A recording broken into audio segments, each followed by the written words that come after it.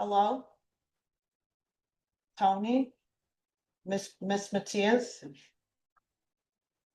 We can't hear you.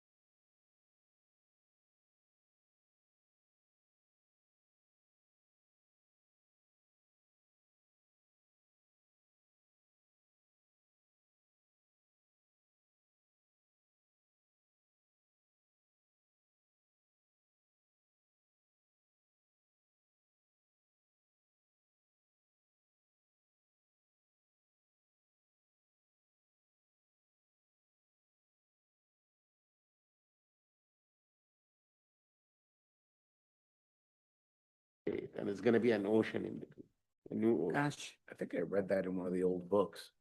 It was one of the We seven. can hear you now. We're not gonna be there. Hello, we can hear you now. Okey doke. The man, Carlo. There's echoing though.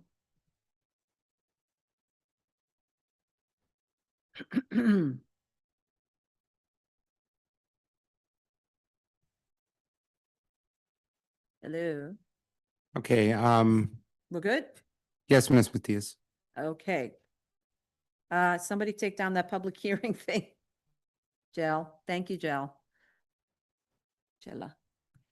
Okay, once again, good morning. This is the New York City Board of Standards and Appeals Review Session for December 8th, 2025. Please note there is no public testimony during review session. We'll begin with adjournments, 26913 BC, 110 West 73rd Street, Manhattan.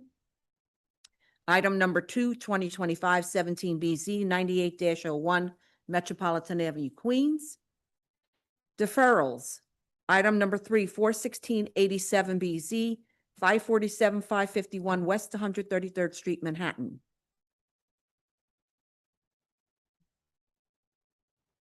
Withdrawal, 2024-60 BZ, 13858 East 24th Street, Brooklyn. Okay, applicant is requesting a withdrawal. Motion to withdraw. Chair Shonda, Aye. Vice Chair Shabeta, Aye. Commissioner Otley Brown, Aye. Commissioner Sheta, Aye. Commissioner Yoon. Aye. Application is withdrawn.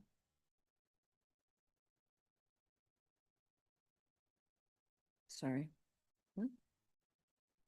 Decision items, 80361 BZ, Volume 5, 1416 Highland Boulevard, Staten Island.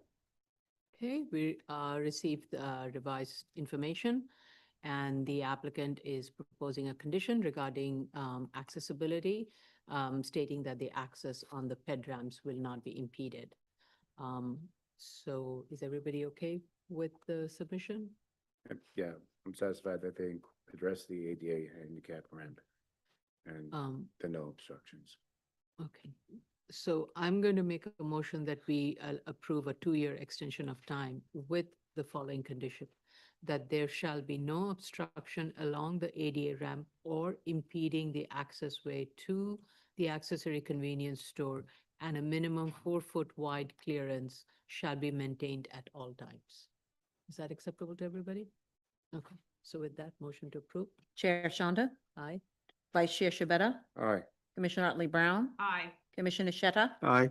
Commissioner Yoon. Aye. Application has been granted. Item number 6, 89785 BZ, Volume 2, 1440 Madison Avenue, Manhattan. Okay, we received a revised statement of facts. I don't think we had any issues. The applicant is requesting a 4-year extension of time, and we felt that that was necessary for a project of this magnitude. So make a motion to approve a 4-year extension of time. Chair Shonda, Aye. Vice Chair Shabeta, Aye. Commissioner Otley Brown, Aye. Commissioner Sheta, Aye. Commissioner Yoon. Aye. Application has been granted. Item number 7, 19-94 BZ, Volume 4, 37-18 75th Street, Queens. Okay, we received revised documents, and also the applicant has fixed up the issue with the graffiti. So and at the last meeting, we were discussing granting a 20-year term extension. I believe we were all okay with it at the last hearing. So with that, if everybody's okay, go ahead. Did we receive the updated photo? Yes. Okay. Yes, we did on Friday itself. Okay. So with that, I want to make a motion to approve an extension of term for 20 years from the date of the last expired term, which was July 18, 2025, with the following conditions: that the site shall be free of debris and graffiti, and any graffiti located on the site shall be removed within 48 hours. Is that okay with everybody? Motion to approve, Chair Shonda, Aye. Vice Chair Shabeta, Aye. Commissioner Otley Brown, Aye. Commissioner Sheta, Aye. Commissioner Yoon. Aye. Item number 8, 218 15-A, Volume 3, 428 St. Mark's Place, Staten Island. Okay, we received the community board voted unanimously. Also, the applicant has revised all the necessary documents. And all, with regards to the fence, a submission has been made and a proof of payment also has been provided. So is everybody okay with the, Submission to DUB, you mean? yes, submission to DOB, yes. And I just wanted the extension of time. How long do we want? Because they asked for more than 4 years, if I'm not mistaken. No, No, they're asking for no, removal this of is, they temporary- actually wanted, so Oh. they want, this was a term condition. Mhm. And they want us to remove that condition, and I think we were all okay with Yes. removing the term, condition. So, is that okay with that? Yeah. So I then make a motion to approve the amendment of the board's condition regarding the term limit by eliminating the term limit and amendment to the, and approve the amendment to the plan. The motion to approve, Chair Shanda, Aye? Vice Chair Shabeta, Aye. Commissioner Otley Brown, Aye. Commissioner Sheta, Aye. Commissioner Yoon. Aye. Application has been granted. Item number 9, 2024-52BZ, 1226 Avenue V, Brooklyn. So we had closed it last time because we were waiting for the applicant to make a decision whether they were going to proceed with the City of Yes 73622 or they were going to withdraw. The applicant is going to proceed under the ZEO 73622. And so we need to reopen it. So let's make a motion to reopen. Chair Shanda, Aye? Vice Chair Shabeta, Aye. Commissioner Otley Brown, Aye. Commissioner Sheta, Aye. Commissioner Yoon. Aye. And we will schedule this for the January hearing, either January 12th or 13th, or if that doesn't work, then I think we. January 26, 27. 26, 27. Okay. Madam Chair? Yeah. Madam Chair, this is Carlo. Just for the record, this will be placed as an initial hearing and will be notified because I don't believe the community board may have opined on this. So it's kind of a fresh start if the board is reopening. So instruction to the project manager as well, and to staff to reissue a notice of hearing for the new decided date. And this will go as well for the other one. Yes, thank you. Thank you. Item number 10, 2024-58BZ, 1228 Avenue V, Brooklyn. Okay, same applies for this one. We need to reopen. Chair Shanda, Aye?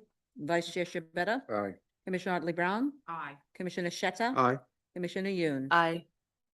And it will be scheduled for either January 12th or 13th or January 26th, 27th. And as Carlo mentioned, Mr. Costanza mentioned that we will have to reissue notice of hearing. Okay.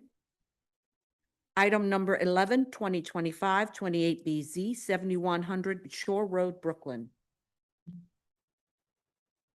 Okay. Skip me. So we received all the documents and all the sign-offs regarding the environmental review. Also, a draft restricted deck was provided, bless you, was provided. Did everybody have a chance to go through all the documents?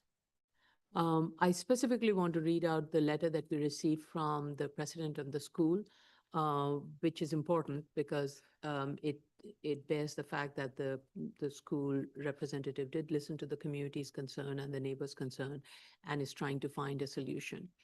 And that is regarding the traffic flow around the school. And specifically, the issue is around the afternoon period. And to address the afternoon traffic flow, thank you.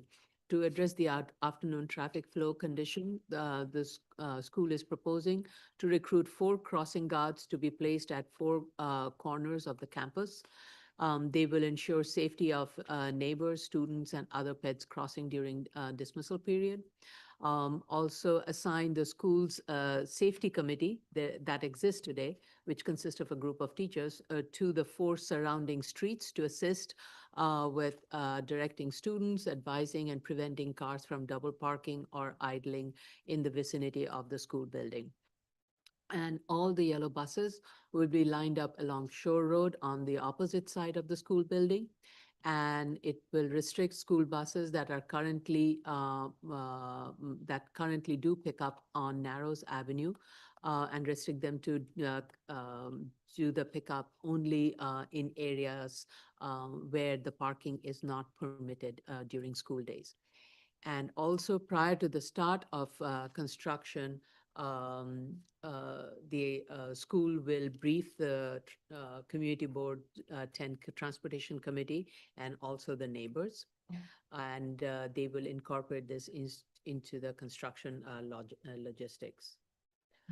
So as I mentioned at the initial hearing, the proposed waiver is for lot coverage only. The proposed development is within the permitted FAR and height and setback. The scope of the project is below the threshold warranting any transportation review.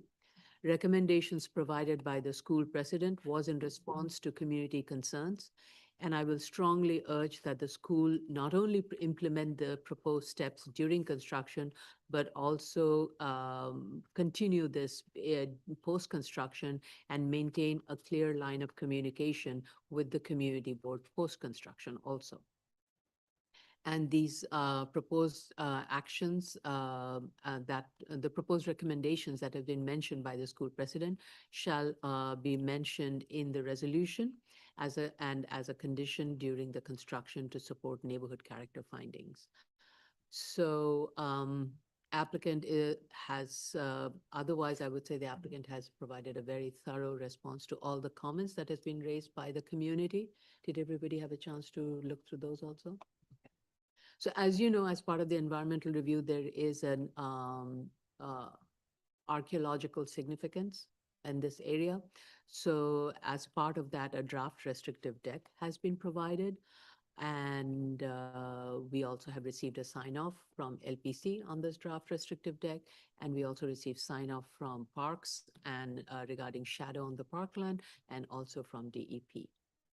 So if everybody's okay, I want to then start proceeding with all the conditions that's been laid out. So the environmental sign-off follows with an E designation. So there is an E designation that has been placed on the zoning map pursuant to zoning resolution section 11-15, and further hazardous material assessment, and that should be coordinated through the Mayor's Office of Environmental Remediation.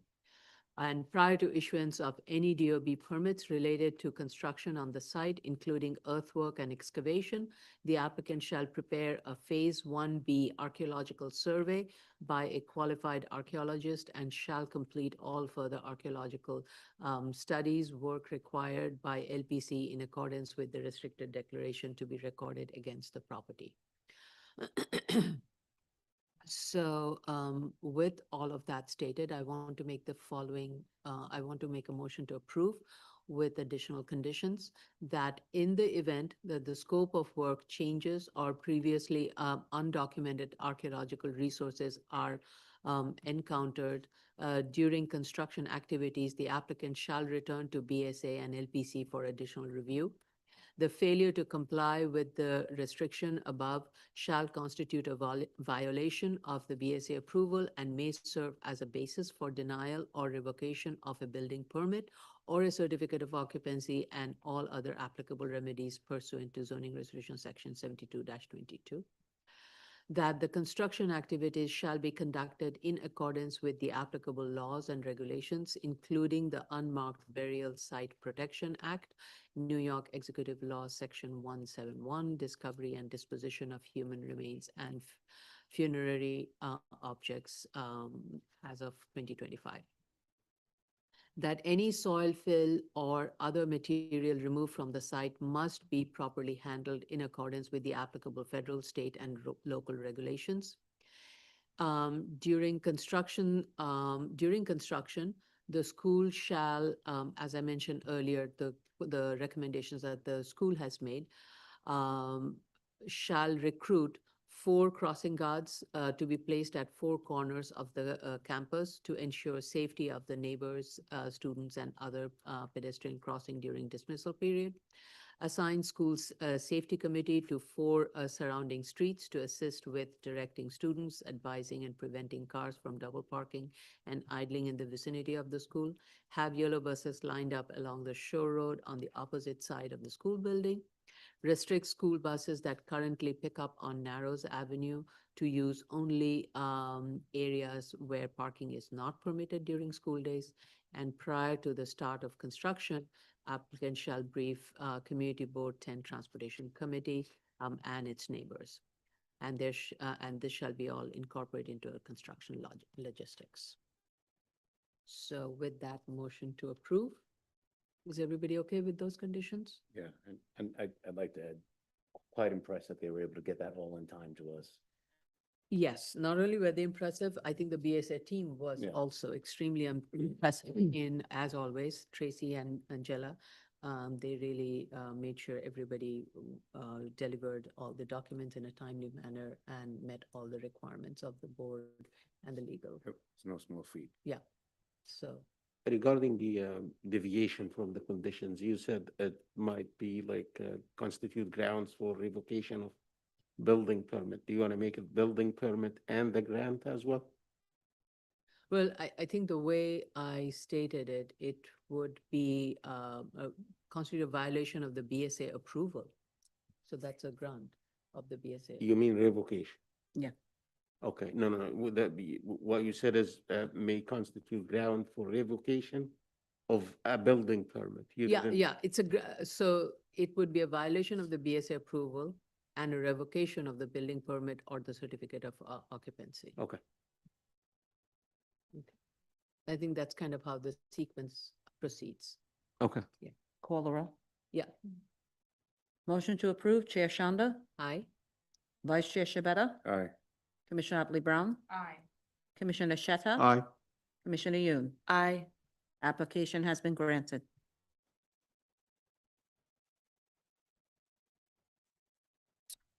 Why didn't the papers not move when I need them to? Special order calendar continued hearing items. Item number 12, 16-12BZ, Volume 4, 184 Nostrand Avenue, Brooklyn. Okay, we received a community board approval. We also received a letter from J&J Creamery regarding the renting of a portion of the lease space, which will be used for parking of the school bus for the subject schools. I do want the applicant to provide an executed lease term between J&J Farm and the school prior to board's decision. Technical memo has been amended to address the increase in preschool students and the impact on the arrival and departure and the need for additional safety measures. So applicant is proposing one additional crossing guard that will be located along, this crossing guard will be located along Willoughby Avenue and at the corner of Willoughby Avenue and Stanford Street, Nostrand and Willoughby. In addition to those proposed along Nostrand Avenue and the intersection of Nostrand and Willoughby Avenue. The applicant also clarified the reason for negative increment. I think Vice Chair, you had a question. Yes, I was satisfied with their explanation and their tech memo backup of what that negative increment was and why. Okay, great. Regarding the response to fire department has asked the applicant to submit a TM5 variance application for the rooftop for not being in compliance with fire code. So applicant states that this process is underway. So at the hearing, I would like the applicant to clarify the status update, provide a status update, I'm sorry. In addition to this, I want the applicant to add a note to the roof plan that fire department shall review and approve roof plan prior to obtaining work permit from DOB. And that's kind of it. Ms. Benke, what is the status of the environmental review? Joe, how's it? Sorry, Jella has her hand up. I don't know. Go ahead, Jella. I just wanted to correct one thing, that we don't have the community board recommendation. Oh, Where did? Yeah. that? I spoke with the district manager on the phone. I've emailed a few times, but I have spoken to her on the phone. And, they said they will likely not have comments. I have asked them to confirm in writing that they would not have comment. So Okay, so I just wanted to clarify that, but they haven't done so yet, so I'll follow up again. Thank okay. you. A big oversight on my part. So I think Oh, what may it's have okay. happened, I was reviewing something else and I may have opened another file by mistake. So my apologies. Oh, that's okay. Thank you for correcting the Thank you. record. For seeker, DEP did issue air quality and noise comments on November 14th, and we're just waiting for a response from the applicant. It's the only open review right now.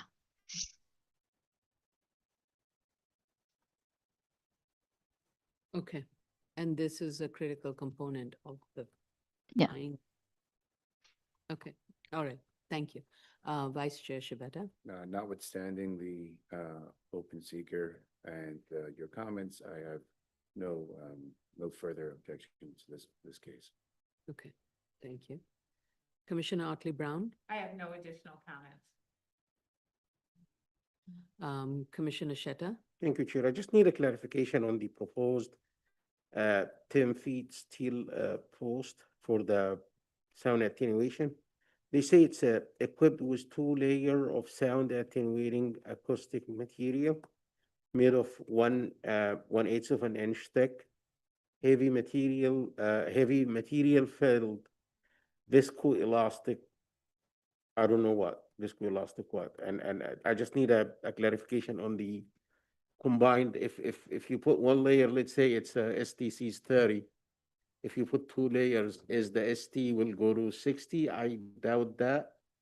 So I just need to get clarification on that. What is the ambient? What's the target N, and what is the equivalent or the additive STC rating for the 2 layers?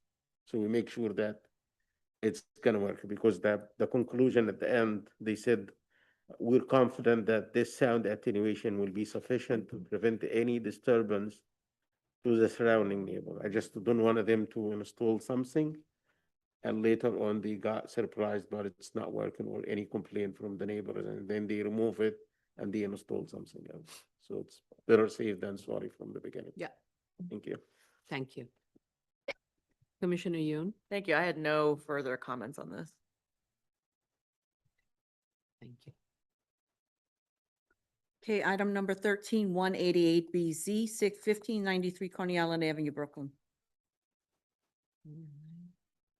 Scrolling. So, this is where the confusion happened. So I was reviewing this case and I saw the committee vote and I by mistake took that as a recommendation for the previous one. Okay, so this one, we did receive the community the community board vote to approve this application. It was a unanimous vote of support.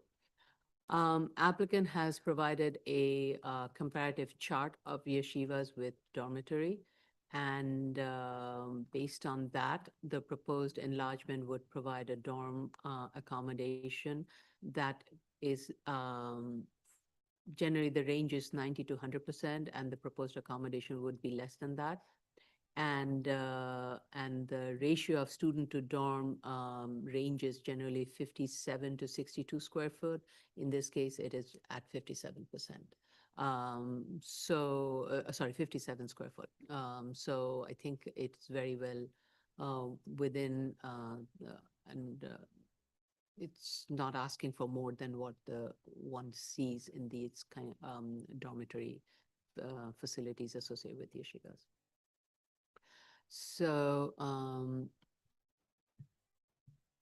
applicant has also responded to the previous 5-year growth. I don't have any questions on that. Applicant has assessed the possibility of reducing the proposed build height of the 4th and the 5th floor along Coney Avenue frontage. And it states that the maximum it can be reduced to is to a height of reduced by 2 foot 3 inches height. and and states that such a reduction of height along the street frontage while needing to maintain the higher floor to ceiling height for the study hall and student lounge in the center would require ramps and steps to connect the dorms on the 5th floor with student lounge. And the introduction of ramps and stairs will also take away space from the student lounge area. So the architect also states that the proposed 10-foot, 8-inch high study hall is less than what typically SCA designs for in its SCA design guidelines is for assembly spaces. The applicant also provided a height study in the 4-block area. So upon review of all of this information that has been provided, I understand the difficulty in maintaining different heights for common area and the dorms. And while the built height along Coney Island, which is a wide road, is built to a 3-story high building along Locust Avenue, which is a narrow road, 50-foot wide, is developed with taller buildings and is zoned for higher density compared to the ones along Coney Island Avenue. Also, the zoning districts along Coney Island Avenue is a mixture of moderate to medium density residential with local commercial use to C8 uses. So the proposed enlargement, I'm concluding it will be in keeping with the mix of built context, given the location along Coney Island Avenue, which is a 100-foot wide road, and its surrounding buildings. Between Elm Avenue and the subject site, there is a cluster of 60-plus foot tall apartment buildings. So, so with that, I'm satisfied with the application. And do we have any update on the environmental review, Ms. Benke? Also.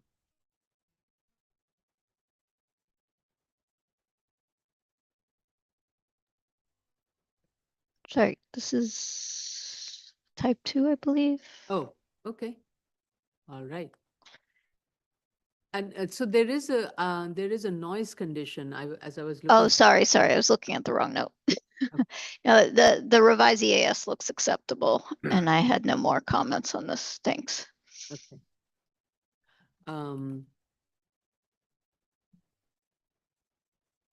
I think I noticed that there was a noise condition of a Yeah, given 28. attenuation, and that HVAC shall comply with applicable laws and regs. So these should be added to the plan set notes. These should be a part of the notes, conditions or. Vice Chair Okay. Shmeta? Thank you, Chair. I found the submission to be responsive to all of our questions and well-reasoned. I have no further questions. I think it meets one of our big concerns was the C finding and the E finding, but upon the submission, I do believe that it meets all findings. Okay. Thank you. Commissioner Otley Brown? So in answer to my originally raised question, since the percentage of students accommodated in dorms is lower than the range of nearby schools, and the space per student is on the low end of the range of nearby schools, I'm convinced this will still be the minimum variance, and I have no more questions. Okay. Thank you. Commissioner Sheta? Thank you, Chair. They also reviewed the statement of facts and they updated the enrollment chart to include the past 5 years enrollment data, and I'm satisfied with that. Thank you. Okay. Commissioner Yoon? Thank you. I certainly I didn't mean to propose a difference in floor elevation on the same floor, but I do appreciate the discussion that was provided on floor to floor heights, and I'm overall fine with that response. I had a small question about parking. The documents state that 16 parking spaces were required due to the enlargement, but the calculation on PO1, what I found is that it shows the total required and the proposed is 31 spaces. And the total that was allowable or required is 14, which is a delta of 17 parking spaces. So can you just confirm the actual parking count? So we have that, equal across all of the documents. And then I looked at the violation status. I think there was a request to update the violation status in the narrative. I didn't see it, so you can point me to it if I missed it, but it seems like some of the ECB, well, all of the ECB violations, there were 3, and one of the 10 DOB violations have been cured. So if the applicant could just give us an update on that. I didn't have anything substantial otherwise. Okay. All right.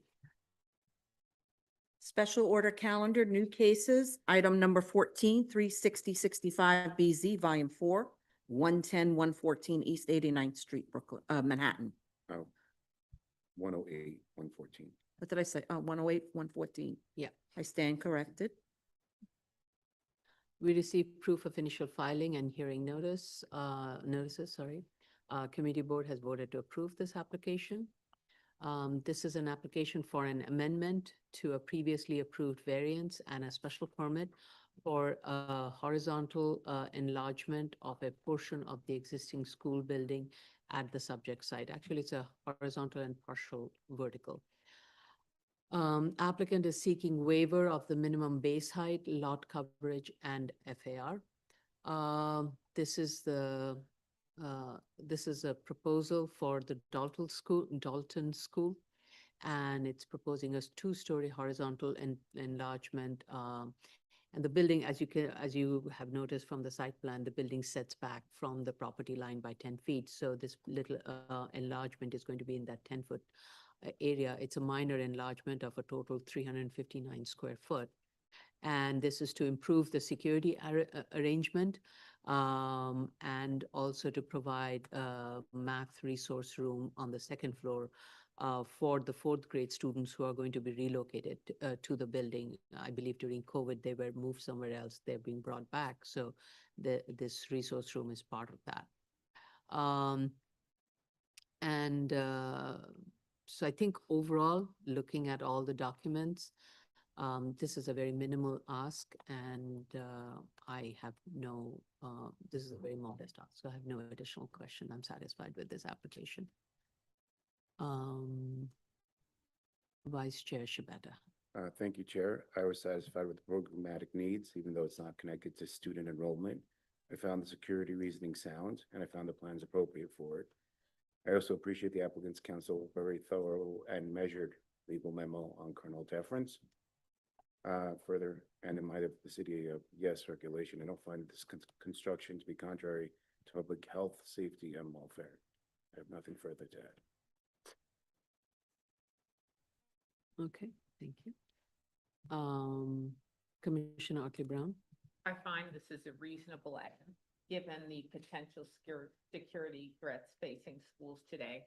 And I find that the math lab is a wonderful way of shoring up young people's knowledge and experience with math and also with science. So I think that's also a positive position. So I have no question. Thank you. Commissioner Sheta. Thank you, Chair. I'm fine with the amendment requested. I just wanted them to add one disclaimer note to the set of plans indicating that BSA did review any structural stability evaluation for the proposed building during the course of this application, as well as prior applications. The applicant / project structure engineer shall evaluate the structural stability of the subject building to be enlarged in compliance with the applicable codes and regulations, and shall submit such evaluation to NYCDOB for review and approval. And I have this note. I'll send it to our project manager. Thank you.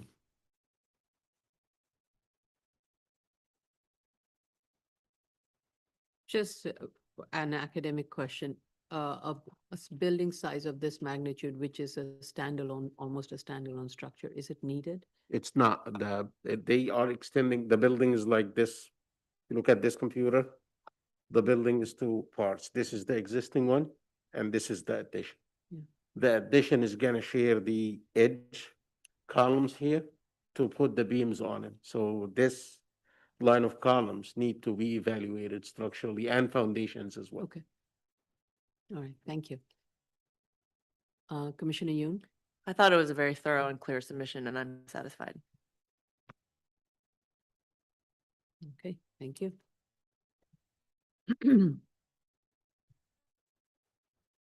Item number 15, 49282BZ, 72-1216, 73rd Place, Queens. We received proof of initial filing and hearing notices. However, we do not have a community board vote. This is an application for an amendment pursuant to zoning resolution section 11-413 to change for a change of use to a permitted use, residential use for a portion of the site from an existing auto repair shop through the creation of 2 tax lots. So this was historically one zoning lot consisting of auto repair in one portion, and the other portion consisted of a home. The applicant is proposing to subdivide it into 2 tax lot and allow the residential use. So there was a submission that was made from 1939, and the pages from the prior grant resolutions were cropped out. I don't know if that's at all possible to locate it, and the relevance of that to the current conditions. I don't know if needed, but I just wanted to point that out.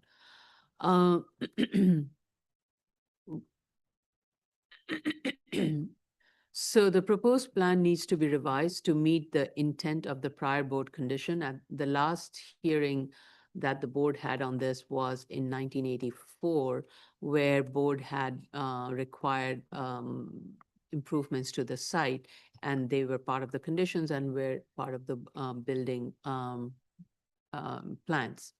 So with that in mind, the proposed plan needs to be revised to meet the intent of prior board conditions.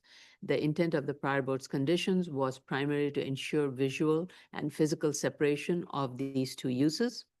And we have received a chart, prior board condition chart, but the photo the photos that has been provided is a proof of evidence that shows that the compliance report is not responsive to the corresponding chart. At least what is evident from the photos that's been provided is that the fence is not in place, is not placed per previously approved plan. Provide the photos along the proposed lot lines. Per 1984 approved plan, the fence needs to be located along the proposed tax lot line. Accordingly, the proposed plan needs to be revised. And the revised plan also needs to provide the material and the height of the proposed proposed fence that is respectful of the residential context. Also provide zoning chart and ensure that the proposed amendment will continue to comply with the prior board conditions, including related signage. Applicant also needs to provide an update on the violations. So those are my comments. Vice Chair Shivetta. I have no additional comments. Thank you, Chair. Okay, thank you. Commissioner Otley Brown. I have no additional comments. Okay. Commissioner Shetta. Thank you, Chair. 3 things. Number 1, describe the site in the statement of facts and the neighborhood as well. Second, there is a paragraph, the first paragraph, I'm not sure if it's correct, but it says this is a special order calendar application for an amendment for the elimination of gasoline service station. The next sentence says motor vehicle repair shop and garbage. I believe it's garage, not garbage. So that need to be fixed. Okay. And the third one, please address violations in the statement of facts. Thank you. What is the third one? The third one is to address the violations in the Mm. statement of facts. Commissioner Yoon. The only thing I wanted to add, which you might have already said, Chair, is that the BSA signage analysis is missing. Oh, I did not. Okay. Thank you.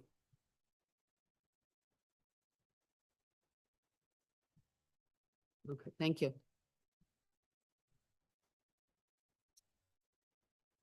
Item number 16, 4499BZ, Volume 4, 194 Brighton Avenue, Staten Island.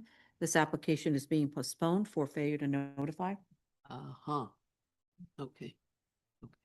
Can we make a statement as to what some of what that they're lacking or no? We're not having a hearing. I'm sorry, Vice Chair Shabeta, can you speak closer to the microphone? It's a little muffled. I was just asking the chair if we were, it'd be something I'll speak to the case planner about to fully. I see what you're saying. I think given that there has been a reason to postpone it, the applicant needs to submit a complete new set of application because everything that has been submitted does not represent the existing condition, including the existing plan, including the existing photos, including the radius direction, radius diagram. Everything that has been submitted are documents from that was approved with the stamped documents that were approved last 2018, 2010. That's not acceptable. This is an extension of term. And the board needs to review the current condition, and that needs to be reflected in the radius diagrams, in the photos, and also in the plans. So use this opportunity to revise all the submissions and make the submissions. And I would ask the applicant to also reach, our project manager to reach out to the applicant to take those necessary steps. Oh, and the continuous use is also. He needs to supply something greater for continuous use, like electric bills or something further, Okay, and address this. Oh, we'll stop there. yeah, okay. Yeah, and Madam Chair, again, this will be placed on as an initial hearing when the decided date is, and re-notification will be sent out. Okay, yeah. Yeah. Let's see. Okay. Move on. Item number 17, 22702 BZ, 527 East 223rd Street, the Bronx.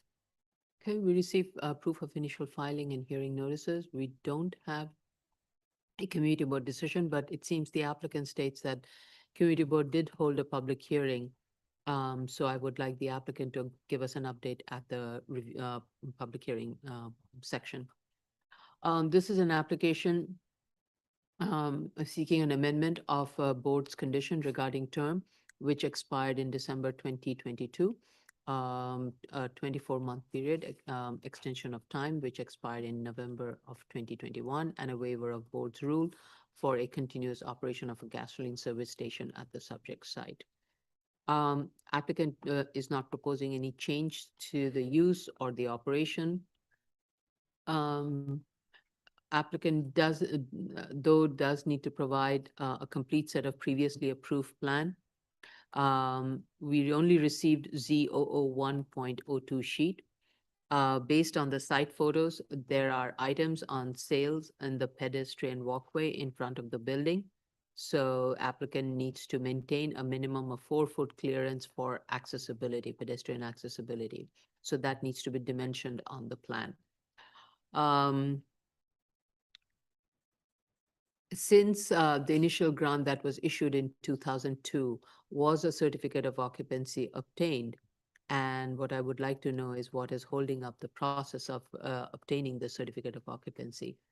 Applicant is requesting a 24-month timeframe to obtain the certificate of occupancy. And I said it's a pretty long time. 2017 was the last extension that was granted. Even then, certificate of occupancy was not received from the initial approval of 2002. There aren't any open violations, so Vice Chair Shabeta. Thank you, Chair. No additional comments. Okay. Commissioner Otley Brown? By the pictures, the site seems to be in good condition and the landscaping seems to be preserved, so I have no question. Okay, thank you. Commissioner Shedder? Thank you, Chair. My only comment is address violations in the statement of facts. And the reason I ask this, I looked at the violation history. I believe it says there are some. Maybe I'm not getting it.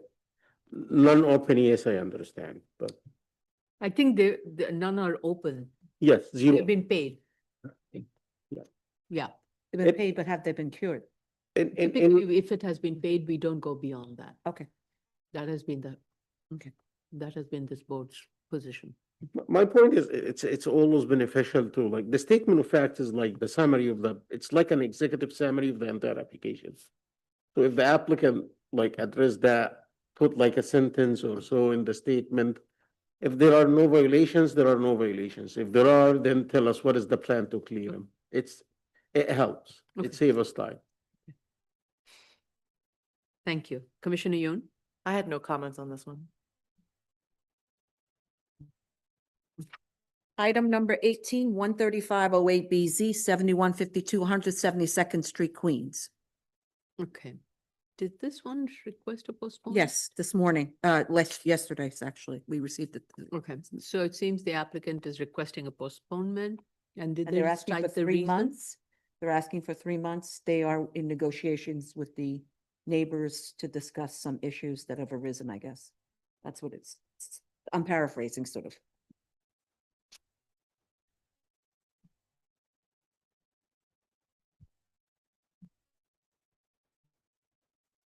Okay. Okay, all right. Appeal, to move on? Yes, please. Appeals calendar, new cases, item number 19, 2025-43A and 2025-44A, 97-49 Bristol Avenue and 9751 Bristol Avenue, Queens. We received proof of initial filing and hearing notices. We don't have a committee board vote on this matter. We received an email earlier, Jolene received Yeah. an email earlier that Regarding the AB. the community board is going to meet in February, full board. Wow, that's very late. Well, it says land use January, February, full board. But we did get sign-offs from the DEP. Okay, Land, was a what, notice to proceed or something? okay, Jolene can verify. all right. This morning. This is an application for a GCL 35 to develop an as-of-right two-family detached residential buildings on two zoning lots. So I have a couple of questions regarding the submission. And this is a little bit of my difficulty in able to read the survey and the plan. So, and I think there is a mismatch. So the survey shows that the lot width is 24 foot wide, whereas the site plan shows different lot width and configuration for the tax map, from the tax map. So where tax lots 25, 26, 27 reapportion to lots 25 and 26? And is that why there is a difference between what the survey is and what's shown on the proposed plan? So if the applicant can clarify, that would be helpful. So Hawtree Street runs through these affected subject tax lots, and it's a mapped unbuilt portion of the street. And applicant is requesting a waiver for that portion. All the lots are affected by this unbuilt mapped street. We have received a DEP letter of no objection. Also, fire department has issued a letter of no objection with conditions that both buildings be sprinklered throughout as required by fire code and building code. And those were my comments. Vice Chair Shibata. I also had shared your question as to the property with the survey. And I think that it might be helpful if there's a more detailed explanation in the statement of facts that none of the adjacent properties were owned in common, or if they were divided at a certain point. Because if they created this situation where they became separated. I think this is where I will disagree with you, because the lot, all three lots, whether they were combined or not combined, They would still be in the. they would be map still be in Right. the bed of the map street. So would have required, whether combined or uncombined, would have required a GCL 35. I'm okay So with that. therefore, I Yeah, don't that's- think they need to go through that exercise. Very well. Um, Nothing further. okay. Commissioner Otley Brown. Right. Oh, go ahead. What were you going to say? Sorry, go Oh, ahead. I Vice Chair. thought that the furthest property to what did face on a map street. Can anybody open up the 2025-43A? You want to see the tax map or you want to see, what do you want to see? That's the question. Here, let me share screen. Yeah, so the site is these three lots, if I understand. Not that, those three, the two rectangular ones and the fourth 27 is that weird looking one. Mhm. So all three are affected by the hot tree. Right. So whether they're combined or not combined. They're not, yeah, I agree with you. Okay. All right, thank you. Thank you, Commissioner Yoon. Commissioner Otley Brown, No question. Commissioner Sheta, Thank you, Chair. I agree with you. I also quote the discrepancy between the survey and the site plan. On the survey, I believe it says 24 widths.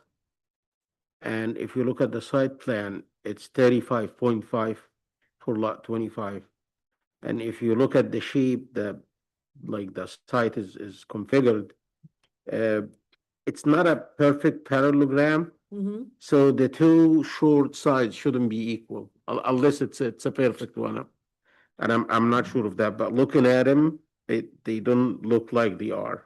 right. So they need to look at this 35.5 dimension and I'm not sure. Hopefully they are not gonna need to redesign the Ye- entire.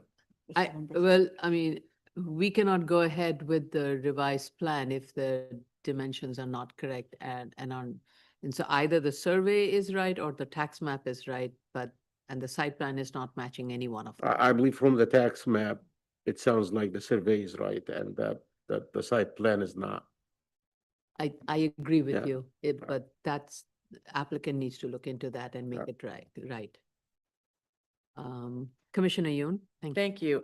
I had understood that they were planning to reapportion the tax lots. And create these new 25 and 26. We can wait. for the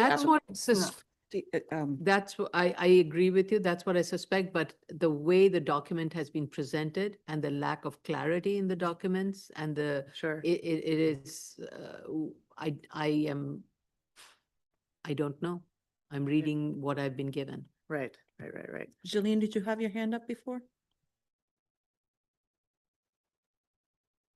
Yes, I was just going to say that a new survey was requested but I don't think there's any reapportioning.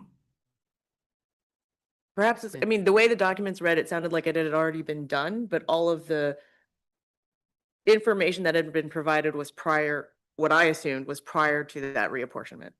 So it's confusing and maybe the applicant should clarify. Yeah. Okay, we'll leave it at that. Yeah. Thank you, Jolene. Okay, thank you. Okay, item number 2025-45A, 369 Cleveland Avenue, Staten Island. Okay, we received proof of initial filing and hearing notices. Committee board has voted to approve this project.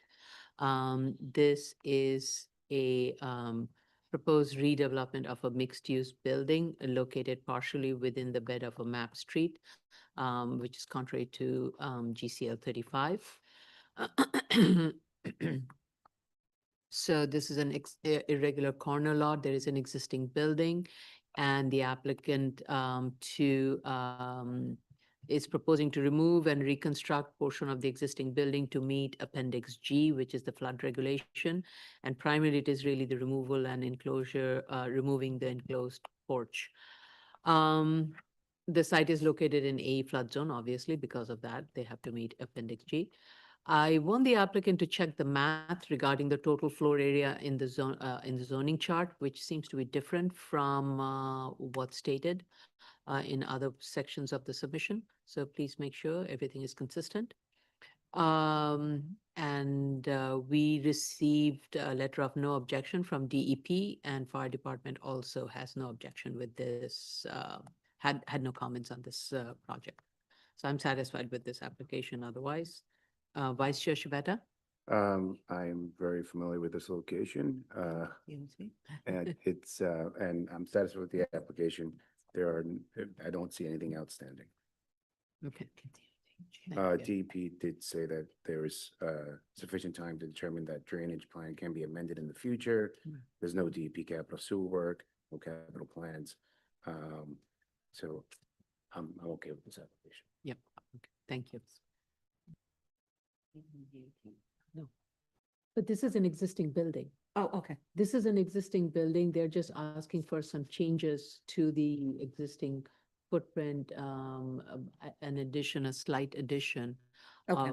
So I, Okay. no, we have not. Okay. And previous one also, we have not received any response from DOT for the hot tree. Commissioner Otley Brown, I have no comment. Commissioner Shetta, Thank you, Chair. I understand that you want to comply with Appendix G, but I didn't see a FEMA map submitted. And of course, the site is located in oh, I did. flood zone. You saw it? Yeah, it is with the drawings. With the plan itself? Yes, and it is an AE flood zone. I read the plan is one page. I'll listen. That's where I saw somewhere and Yeah. it's, The it's, plan is just one page. okay, so maybe there's a separate, There's the firm map dated December 3rd, so it might have. been okay, after you. okay, that's looked the at one. File. I can pull it up.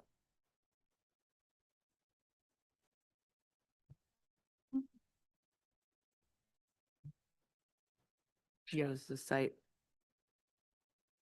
So Commissioner Shetta, if you remember, way back when we had reviewed a project, actually two of them. One was for a cellular tower on top of a building, which was on the same road, Mansion. Yeah.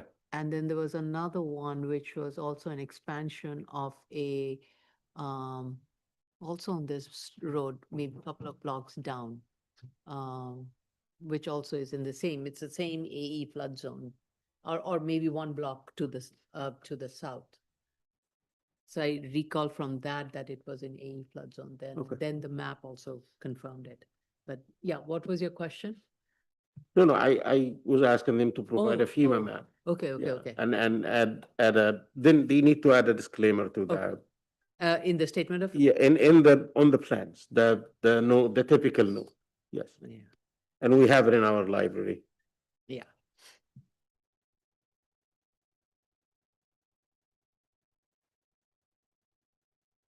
Yes, thank you for that reminder. Yes. Maybe I didn't download the most updated folder. That's why I It didn't was a see it. recent submission. Yeah. Yeah, Yeah. Okay, thank you. Commissioner Yoon? thank you. I had no comments on this one. Okay. All right. Item number 21. Right, I'm on 21. 2025 34BZ, 620 West 153rd Street, Manhattan. This is, I'm sorry, new cases on the BZ calendar. Yeah, this is a BZ calendar, new case item. We received proof of initial filing and hearing notices. Community Board gave a conditional disapproval on this application. And it states, and I'm reading Community Board's conditional disapproval, stating that BSA disapproved the variance application and instead referred the matter for review under the jurisdiction of Department of City Planning, regardless of the entity granting following stipulations be formalized and recorded against the zoning lot. Increased affordable housing commitment. The applicant shall rent an additional 40 apartments as rent stabilized affordable housing at 40% of area median income, applying to currently available apartments and as apartments become available in the future. 2, 50-year affordability guarantee. The applicant shall execute a legally binding covenant recorded against the zoning lot guaranteeing that the existing 72 rent stabilized affordable housing units, as well as the additional 20 units mentioned above, shall remain subject to affordability restrictions in perpetuity, or at least for a minimum of no less than 50 years. 3, future relocation liability. Final BSA resolution must explicitly state that if the building is ever partially or fully demolished as a result of future non-compliance, structural failure, or redevelopment, the applicant shall be solely responsible for funding the temporary relocation for all affected residents, including providing rents, stipends, and moving cost. This ensures the developer bears the financial risk associated with the non-conforming structure. And finally, permanent publicly accessible open space. The applicant shall permanently dedicate and maintain the existing 30-foot setback areas on West 153rd Street and West 152nd Street as improved publicly accessible open space, example, green space, seating, or plaza areas. This dedication shall transform the open area created by the current bulk deviation into a permanent community amenities. We also received 3 letters of support, they're from the daycare tenants and the residential tenants. So applicant has submitted its response to community board letters stating why community board's conditions cannot be met. This is a good faith reliance application to permit the legalization of an existing 28-story with cellar residential and a community facility building designed to comply with the zoning resolution bulk regulations applicable to a height factor building in an R8 district, contrary to the zoning provision requiring that residential buildings in R8 zoning districts without a letter suffix in Commuter District 9, Manhattan, above West 125th Street be constructed pursuant to quality housing regulations. So as I mentioned, this is a through lot site, and the zoning lot also includes 2 additional lots, and the unused floor area from those additional lots have also been used in developing the building on the portion of the development site, which is tax lot number 17. And so it is developed with a 28-story plus cellar mixed-use residential and a community facility building with on-site parking. And it is a height factor building, which is it is a tower that is oriented, how would I put it? Oriented east-west on a base structure, and both the tower and the base is set back from both of these street frontages. And there are 2 sunken plaza, and both of these plazas sunken from their respective street levels. So just to go through the chronology of the history, back in November of 2012, a West Harlem rezoning was adopted by City Council, and it promulgated changes, and I'll go into those details when I discuss. And in 2020, December of 2020, architect filed a new building application at DOB. After subsequent review, and on November of almost a year later, November of 2021, DOB issued a permit. And subsequently in May of 2023, DOB issued its initial certificate of TCOs, and subsequently many such TCOs were also issued. However, in December of 2024, DOB received complaints, and based on that, a notice of intent to revoke the approvals and permits were issued by DOB, and the applicant filed an application with BSAs subsequently. So just to go to why it is before BSA, I want to make the following statement. New York State courts have recognized that property owners may invoke the good faith reliance principle when they have made expenditures towards construction that was performed pursuant to a building permit, which is later revoked due to non-compliance that existed at the time of the permit issuance.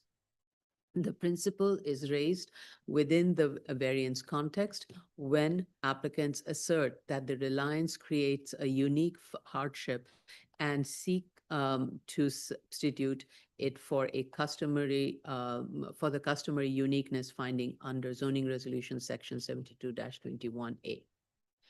So, so to kind of use the 7221, but at the same time, we also have to rely on some case laws. So I'm going to refer to the Jane Estate v. Raynor case, where the Court of Appeals determined that the expenditures the property owner made in reliance on the invalid permit should be considered in the variance application because A, the property owner acted in good faith, B, there was no reasonable basis with which to charge the property owner with constructive notice that it was building contrary to the zoning. And C, the municipal officials charged with carrying out the zoning regulations, zoning resolution had granted repeated assurance to the property owner. So with those in mind, I'm going to kind of review this case. So as I stated, a very detailed chronology of the application review process at DOB has been provided by the applicant. Based on the information provided, the project underwent many rounds of review. Applicant further states that at no point did DOB raise objections regarding height factor regulations and the requirements of the quality housing regulation for the subject site. The project underwent a plan examiner review at DOB. It was not a self-certification. One of the documents states hub review. So I would like the applicant to confirm that and clarify the review process at the hub. On December 2020, application was filed for new building permit at DOB for review. I would like the applicant to clarify as to how many plan examiner reviews were conducted prior to obtaining the first work permit and the total work permit review. I think I have the number, but I just want to have a confirmation on that from the applicant. It's either 9 or 10. I think that's Yeah. where I have the range. So I just want a clarification. Thank you. On November 2021, DOB issues its first work permit and subsequently post-approval amendments were also filed and were approved by DOB. The first TCO, as I mentioned, was issued and in 2023, May 2023, and subsequently 9 times TCOs were issued. And by now, the building is fully occupied. There are 238 dwelling units. So based on DOB job folders, zoning diagrams were uploaded on May 21, 2021. This is even prior to the issuance of the first work permit. And the applicant states that even at that phase, no member of the public utilized the DOB public challenge process to object to object the compliancy with regards to zoning. The uploaded zoning diagram includes the development sites and also the 2 lots from which the air rights was being transferred from. And it refers to, the zoning diagram refers to zoning resolution section 23-151. This is the City of Yes text section number, which is regarding height factor applicability in zoning districts in R8, R9 without letter suffix. So there was no way of, so it referred to all the zoning sections that it was being used to build upon. Applicant referred to, and again, I think I just want to be very clear, in its statement, applicant referred to the 2022 zoning resolution sections. And so I wanted to look at what was the formatting of the text was back when that would have been used by the applicant in reviewing this case. And so I looked at the 2016 text version. That would have been the closest time frame by when this case would have fallen for its review purposes. So as I mentioned, back in I think it was in 2011, right? Yeah, 2012. Back in 2012, Department of City Planning had approved a West Harlem rezoning, and that resulted in amendment of the zoning map and also of the text. What was changed in the map were all the change to contextual zoning districts and mapping of an MX district. And the zoning amendment was with regards to requiring inclusionary housing program in certain areas, and also to mandate quality housing program for R8 districts in the West Harlem area. So as I mentioned, I looked through the 2016 zoning resolution text format and the structure, since that was the most likely version that would have been used in reviewing the subject project by the architect and also by Department of Buildings. So finding the zoning resolution section 23-149 was not at all logical. In my opinion, one had to know what to look for to locate the applicable sections, which is exclusive to R8 districts in Manhattan Community District 9. It is not possible to know this by looking at the zoning map and nor through the zoning text, which requires going through many sections to locate the two applicable sections regarding this. So based on the case laws, the test for good faith of following the test for good faith, following good faith reliance, following factors are critical. The review of the application went through a standard review process. It was not self-certified. As evident from the submissions, at no point was the applicant alerted of the quality housing program requirement during the plan examination review process. Hence, it did not rise to the need for a more rigorous review at the technical office or the borough commissioner level. Absence of such a review should not be held against it. No constructive notices were served by DOB to the property owner that the building was contrary to zoning, such as like no warning, no audits, no stop work orders were issued during the review process until December of 2024, when the issue was brought to DOB's attention, when DOB issued the revocation letter. So applicant has also had submitted the newspaper article about the too tall building. So in the case of, I do find the difference between the too tall building and the subject case. In the case of too tall building, it was a condo building, and there were warnings that were given about the height of the building while it was in construction, which is not the case in this case. Similar to Pantelides, the architect also had worked very closely with the Department of Buildings to respond to DOB objection while it was undergoing approvals to get the work permit or the post-approval PAA permits. So with regards to the reliance part of it, with multiple reviews and issues of permits and TCOs, the applicant could not have known that the height factor bulk regulations are not applicable at this location. Overall, I sincerely believe this is an earnest oversight made by the architect and the Department of Building Plan examiners. Applicant states that the construction was undertaken pursuant to the permit issued after zoning review by board, and that court have held that DOB, not the applicant for the building permit, is in the best position to avoid the erroneous issuance of the permit. And it is based on a case of Woods v. Srinivasan. So based on DOB approvals, loan commitments were made.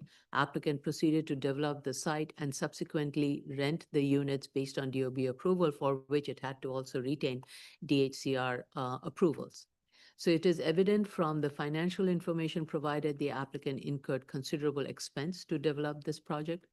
Furthermore, the difference between the as-built and the as-of-right pre-City of Yes is primarily the building height, street wall height, lot coverage, rear yard equivalent. The height varied from 284 as built to 105 that would have been required under quality housing. And of course, requiring the street wall building built to the front lot lines with rear yards in the middle of the site and not along the side lot lines. Apart from that, the proposed FAR and the number of dwelling units and the parking spaces remain the same. So based on the review of all these documents, and I believe the applicant acted in good faith. It meets the requirement of good faith reliance, relied on DOB issues permit, TCOs, to secure the loans to construct and occupy the building with tenants. It has been well established that it is not a self-created, and the applicant has demonstrated the practical difficulties in reconfiguring the building to require a quality housing regulation building. To achieve the permitted building envelope of quality housing at the subject site, the building would require a near complete demolition to do that, because it will require two separate buildings fronting on two street frontages with its individual cores. So that almost makes it impossible. So based on all of the documents and evidence provided, the good faith reliance is acceptable and we should grant it. Vice Chair Shibata.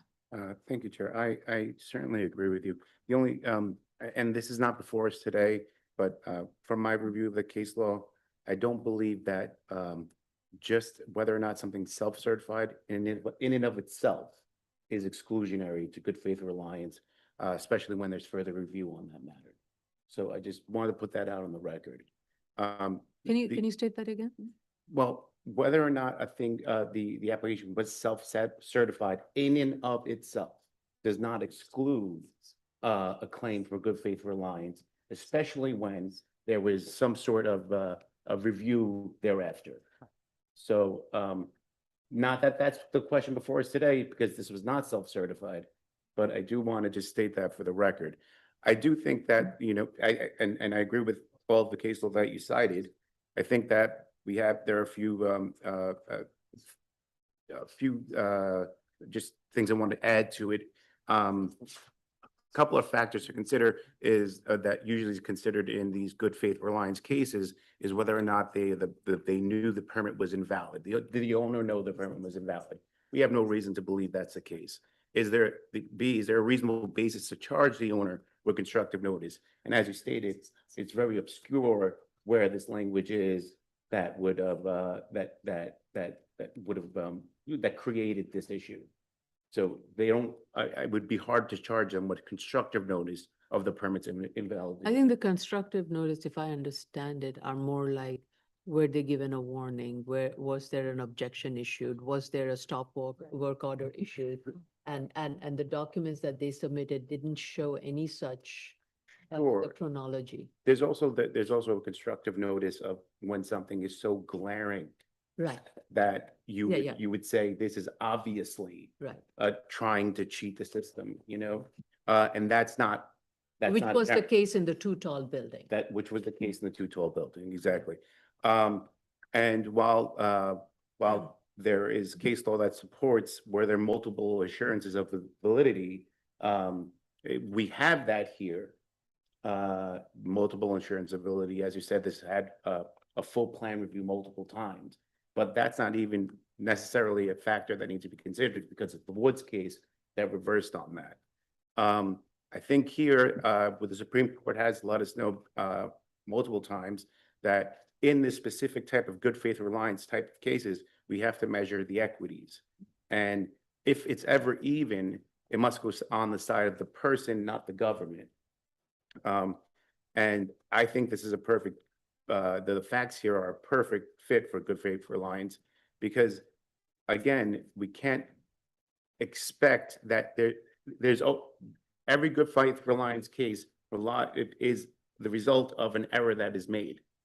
And sure, if at any point, after long enough review, you could find that error, but that doesn't exclude it. from a good faith reliance case. And to the result, to clarify, there's always an error made in a good faith reliance case. Right, okay. Well, actually, no. No, we have to be careful when we say that. We have to be very careful. Now, there are errors that are made during the review process which the applicant corrects, Sure. right? Those are known errors, everybody's aware of it. In this case, this error never rose to that occasion for anybody to even know. Right. And if you're saying that DOB has the right to correct its mistake, yes. That's cool. However, in this case, the question before us, was that mistake based on a good faith? Right. And further, I think that the displacement of, I think somewhere between 375 to 400 tenants, including 72 rent stabilized units, would be a great injustice. I appreciate the response to the community board that the applicant made. And I agree that I found that 30 years as opposed to 50 years rent stabilization was reasonable.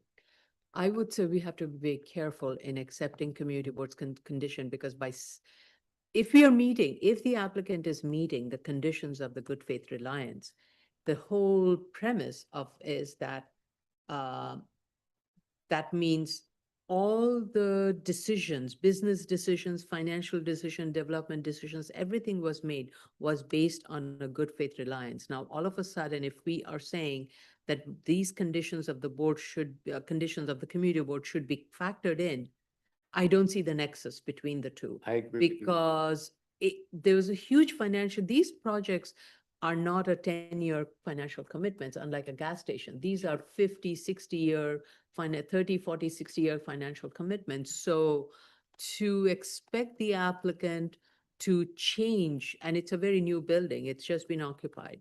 So change right in the first 5 years completely, I think, ruins their financial standing and whatever liabilities they may have. So I don't think, I really do not believe we can go that far because of the reason that we find that good faith, if we believe good faith reliance has been made, I don't think we can ask the applicant to consider those conditions. So I also, I just stated Sorry. that I believe that their response to the community was reasonable. Oh, That was my statement. And okay, I their misunderstood. reasoning between the 30 to 50 was based on their financials and their like that out. Okay, Yeah. Okay, sorry, I'm sorry, I No worries. misunderstood. I'm Do gonna you- stop talking.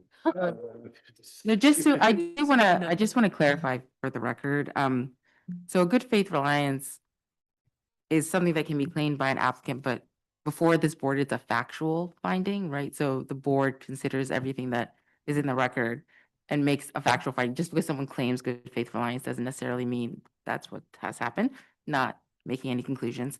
Also, what is before us is a legalization under 7221. So it's important also in these discussions to go through the findings, right? The A, B, C, D, E findings, so that we can just I keep the, see. yeah, just Okay. keep the record. Well, if I want to go back, I would say the board, based on the evidence that's been provided, I think it's absolutely, I went further into looking at the text and other things to see.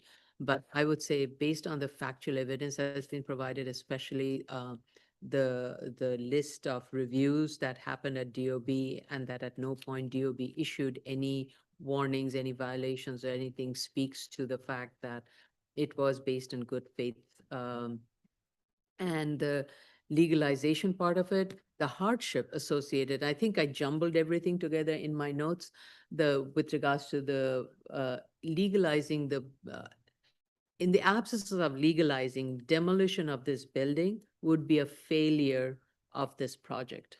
It would require complete demolition and the cost associated with it, demolishing it, rebuilding it, relocating it. I don't even know where to start. I don't even think it's a financial nightmare. Yeah, so. So I don't even want to go there. And in terms of the neighborhood context, yes, this building height is taller than the, what is built and what is, what the quality housing would require. There is a difference of over 100 feet in that. However, there isn't an alternative. Even tearing the building down by a few floors or anything, it's not an alternative that would gain anything for this project. And it would still be too tall. Tearing it down to removing, I think it's at 10 floors or something. Even tearing a 10th floor down, relocating all those tenants, disruption to the existing building and the tenants that are living there. This is not the same as a too tall building. So I don't think we can therefore just have this building take down 10 floors. And that would be to bring it more in context. I think this is a balance between what is there, what is the issue at hand, and what is the minimal. And in this case, the reliance part on this is strong. And it was an earnest mistake, but it was not done to trick anybody in any which way. But it was an honest mistake, and it has been built, and it's fully occupied. It's fully occupied and operational. So based on that, I think the disruption to the neighborhood during construction to demolish it will be even more than leaving it. So based on that, I don't think C is an issue. Self-created, as I've established, the relying on the good faith reliance, therefore the finding D has been met, and legalizing it is the minimal thing, as opposed to tearing it down or tearing it down partially. Okay, so I'll go through my findings. I think the A, we established, I stated, was based on the good faith reliance is what makes it unique. I think the financial hardship, that is $312 million, which I don't necessarily believe that it needs to be that big of a number for a financial hardship, because we've had cases by the Supreme Court that say even loss of one unit, case in Boone, would create such a large financial hardship. C is the character context, and the Supreme Court has remanded cases to us to measure the equities on context. And while yes, it is higher, like when we measure the equities, I would lean on the side of the applicant. The D finding, again, will put it not self-created, because I believe that this is a good faith reliance case.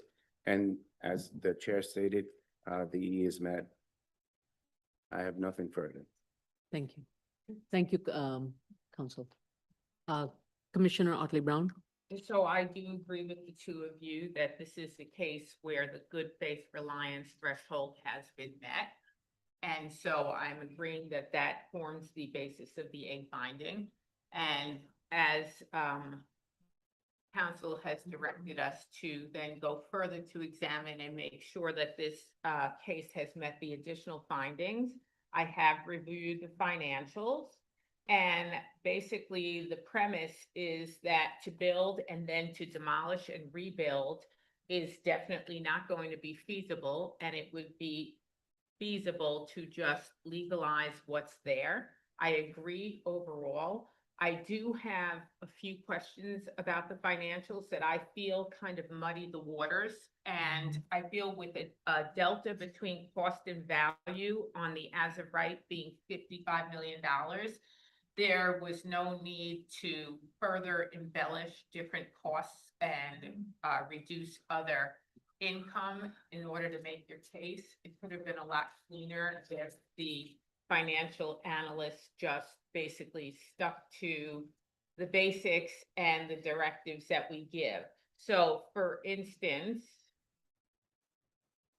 go down to, in terms of leases, they went into a whole list of, and I'm talking about residential leases. I'm fine with the community facility lease amount. But in terms of residential leases, I think that they have made, they've alluded to the fact that the financial report doesn't just use the comparables, even though they did a comparable analysis, but it's also using the existing rent roll. And even though this is a legalization, we shouldn't be relying on existing anything because this is a financial analysis and an appraisal, and therefore everything should be determined by comparables here. And the use of the existing rent roll is depressing the income in some cases. And that's taking away from their argument and completely not necessary. So if they're doing an analysis and drilling down to an average monthly rent for each type of apartment, they really need to stick to that average monthly rent. Also, even though this is a case of good faith reliance and the building is already there, the comparables should be comparable. And so, for instance, with your 3-bedroom apartments, you've got comparables that are old buildings that probably are rent stabilized or partially rent stabilized.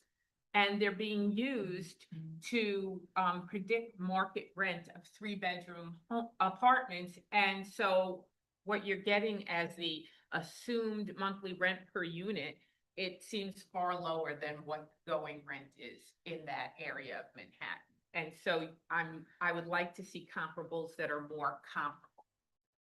Another thing, they have drilled down to averages for the unit sizes. But when you look at the overall average in the stacking plans, it's not matching, and they're not really giving us a reason why the averages are not holding in the stacking plan overall. And I'm wondering if the difference is because the affordable unit rents are dragging down the market rents. And so they just need to talk about that, clarify that.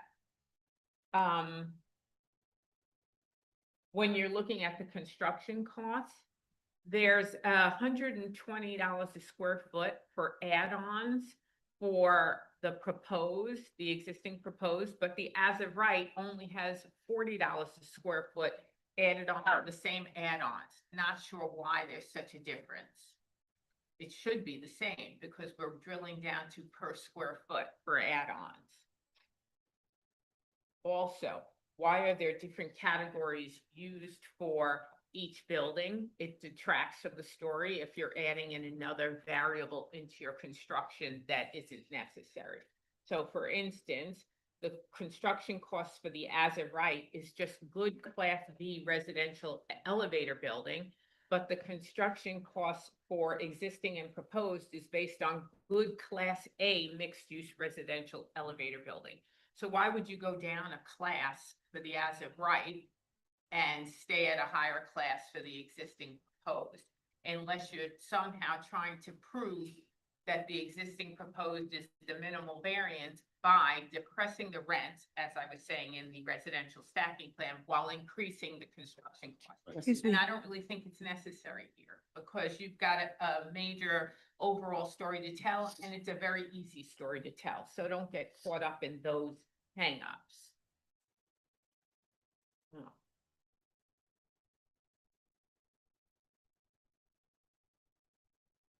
So then also for some strange reason, when you look at the development costs for the as of right, which have the construction costs for the original building, which is also the existing proposed, the demolition costs, and then the construction costs. For the as of right, it's 92.3 million for that original building. Yet in the existing and proposed, it's only 78.7 million for that same building. And is it that they're using what they consider to be the exact cost, the personalized costs for the existing proposed building, when they should be using comparable costs? Because this is a report, they need to clarify that, because it's the same building in both situations, and yet it's got a different total cost value added to it. So if they could just clear that up, it may reduce the delta between the as of right cost versus value, but it'll just clean up the argument so that the argument purely follows the hardship. Okay. Other than that, I agree with you though overall that the finding is met here. The easiest thing to do in terms of feasibility is to just leave the building in. I also wanted to say that I agreed with both of your opinions about the community board asks. Because I believe that if good faith reliance, if that finding is met, then it really isn't the fault of the developer. And so then why penalize the developer by making them give more things when it isn't their fault? They've done nothing wrong. They've constructed pursuant to what was then a valid permit from DOB that was over and over again validated. Mhm. So I don't see that they have to pay a punishment price for that. I like that term, punishment price. Okay, thank you. Commissioner Shetta? Thank you, Chair. I don't want to repeat what you said, but I agree that A is there, is met. This is a unique situation. To comply, it's gonna definitely is gonna be a hardship. I don't want to talk about knocking down the building and building a new one. The compliance, it's crystal clear even to me as an engineer, without even financials, that to knock down a building like this and build a complying building, it's gonna be a nightmare for the developer and the project. On C, I don't think the neighborhood's gonna be impacted. That self-creation, as far as we accept the good faith reliance concept applying to this project or these applications, I believe it's, then this is like an implicit conclusion that this is not a self-creation or a self-created hardship. That only like finding I'm stuck with is E.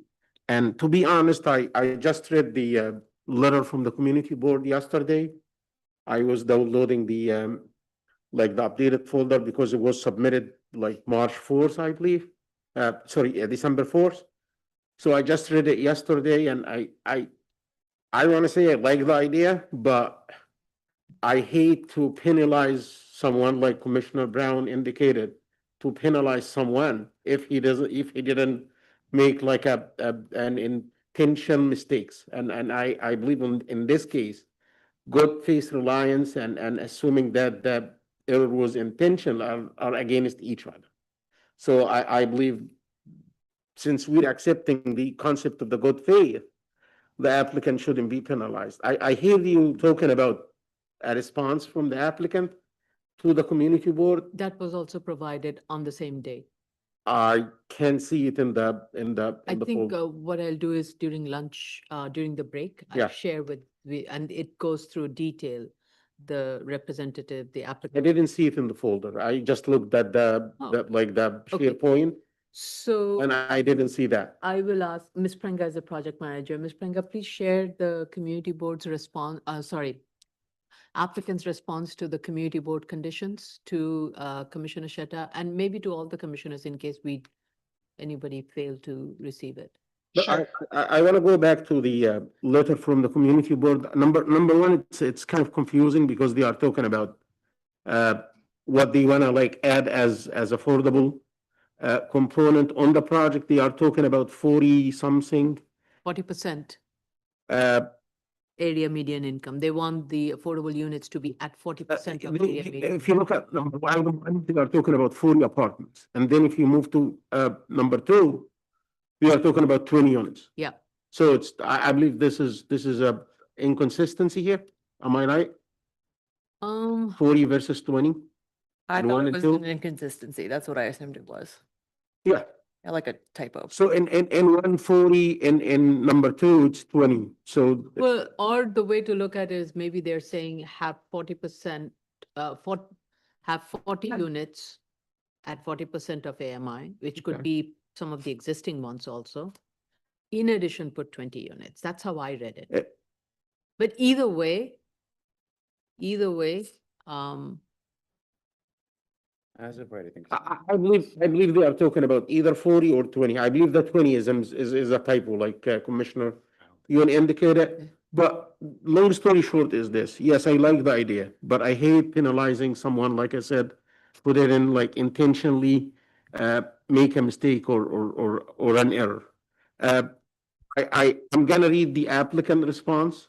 And if it has what I'm looking for, then I'm gonna be fine with it. But if not, I would like the applicant to respond to what they said. And if he can add something to the financials, that switching some apartments to be affordable is gonna cause a hardship. I believe even without running numbers, like kicking out some residents from some apartments and switch them to affordable units is gonna be, I believe it's gonna be a hardship for the applicant and to the I residents. think it goes back to the same question of why are we penalizing them if they don't, if they haven't, if we agree that it's based on a good faith reliance, so why are we even discussing it? That is what I'm a little bit confused about. It's outside of the scope. It's really outside the. Because I'm looking at E as. No, this there would is be- no E. I think in this, I hate to, I'm sorry, let me step back. I'm sorry. If we determine, if you believe a good faith reliance has been met, therefore, there is no wrong.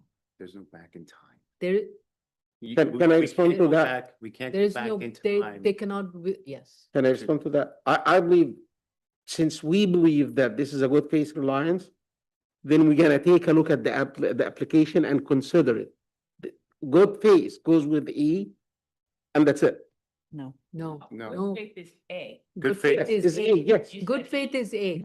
A, I'm sorry, A yeah, and A, touch of good E. faith is like the main pillar that's holding this application, Exactly. which is A. If it's not there, it's not unique, we're done. Right. Right. But since it's there, A is there, then we're gonna proceed.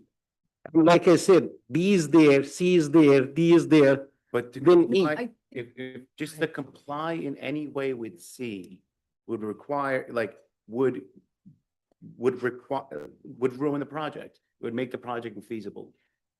To comply with the community board. You say comply, recommendation. when you say comply, you mean comply with the community zoning or the Community board recommendations. No, even I would say whether it's the community board recommendation or with the neighborhood character. Neighbor character. Never, Well, neighbor character would go to equities, but like,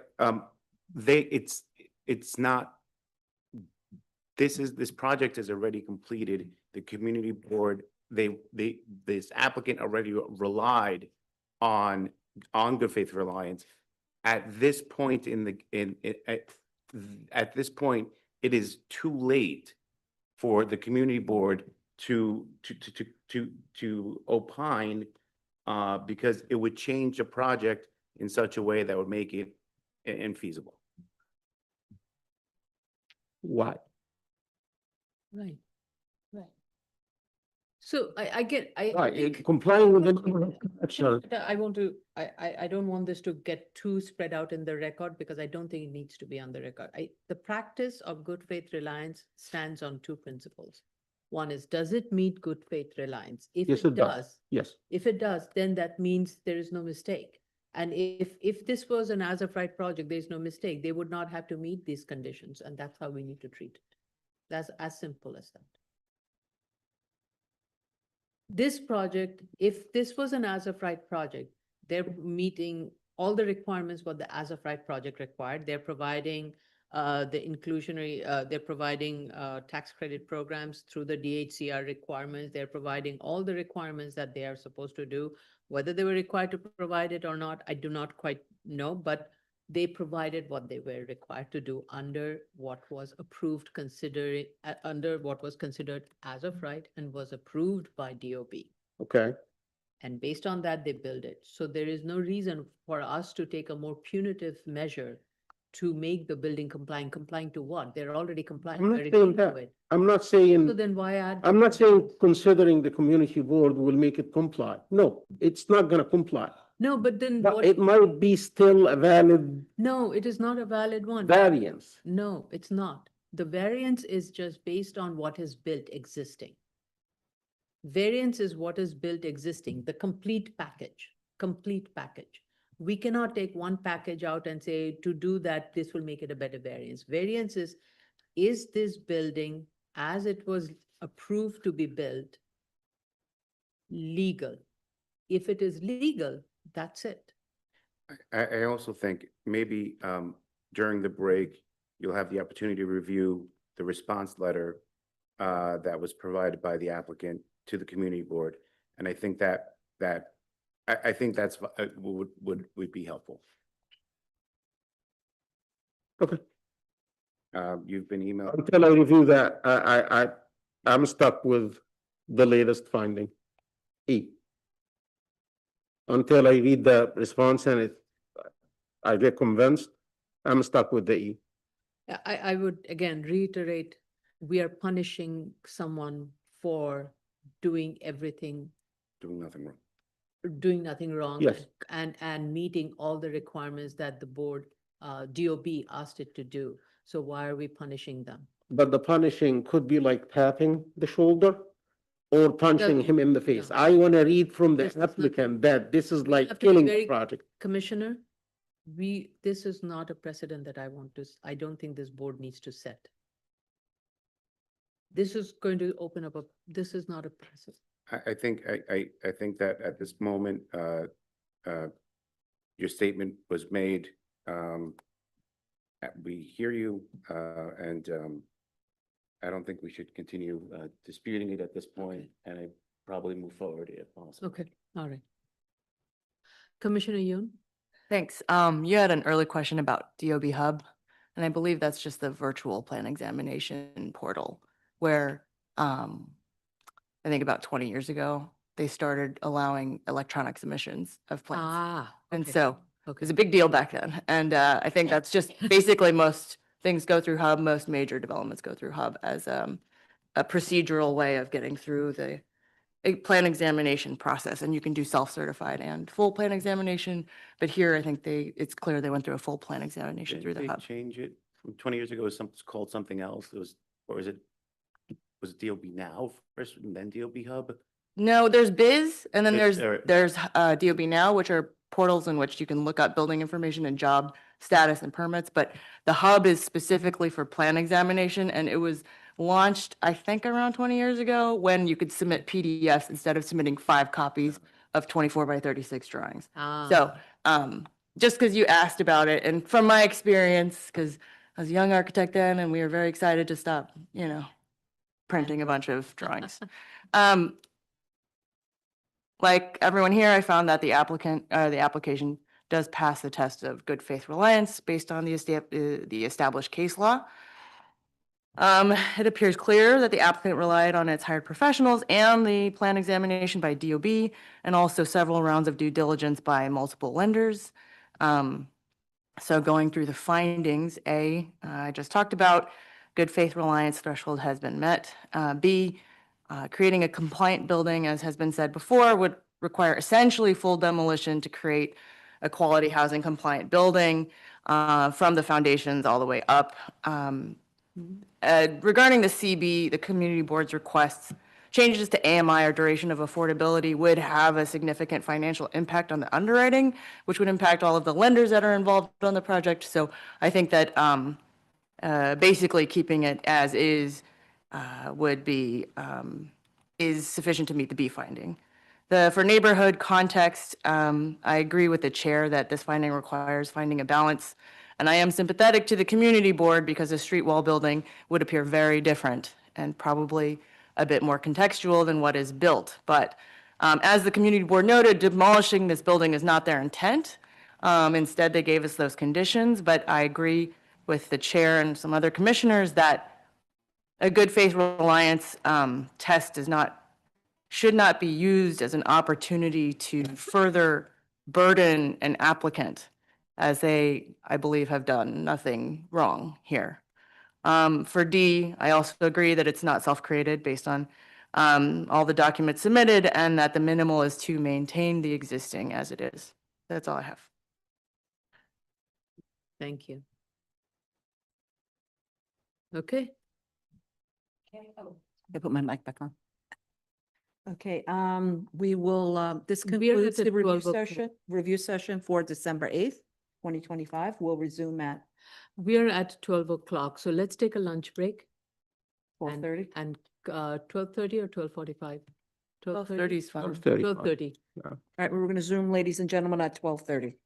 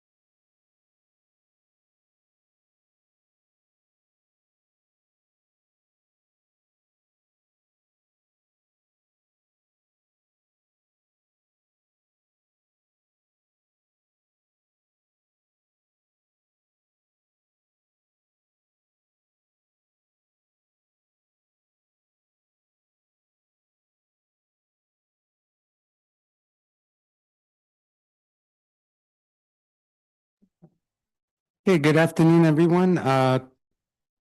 Commissioners, please ensure your microphones are on.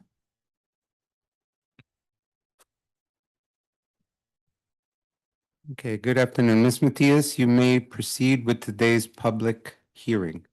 Okay. You want to let Jay Goldstein in the room? Good afternoon. This is the Board of Standards and Appeals Public Hearing for December 8th, 2025. We'll begin with the special order calendar continued hearing 16-12 BZ Volume 4, 184 Nostrand Avenue, Brooklyn. What did I do?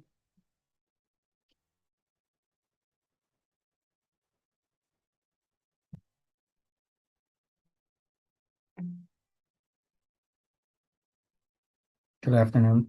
Good afternoon, Mr. Goldstein. Is anyone with you? That's me. Raise your right hand. Do you affirm to tell the truth, the whole truth, and nothing but the truth in your testimony before this board and to respond honestly to the board member questions? I do. Please state your name for the record and proceed to respond to the board's comments at review session. Good afternoon, Jay Goldstein on behalf of the applicants. We heard the review session this morning. We will provide the executed bus lease for the extension.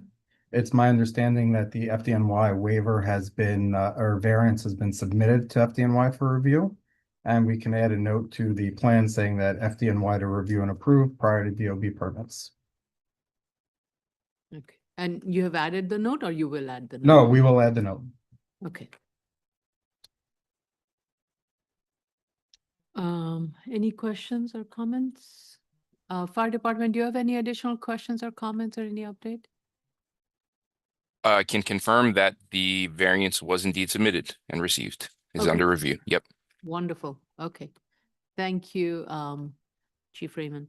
This is Nostrand, right? This is not. Nostrand. Yeah, regarding my Oh. comment, the sound attenuation thing. Right, All right, apologies. so, Commissioner Sheta had a question regarding a clarification on the sound attenuation, whether the combined layer. I will, right, I have to find out about that. It's part of our, anyways, there's a open air quality and noise review. But that's the standard note we use for the yeshivas because it's been the note or the materials that the board has approved in the past, but we'll find out about it and respond. And Okay. the community board? And what is the status on the community board? We haven't heard anything. Ms. Prenga mentioned that they would be sending a note, likely sending a no comment letter. But they've been copied on all of our submissions. Okay. All right. Okay, let's do the public.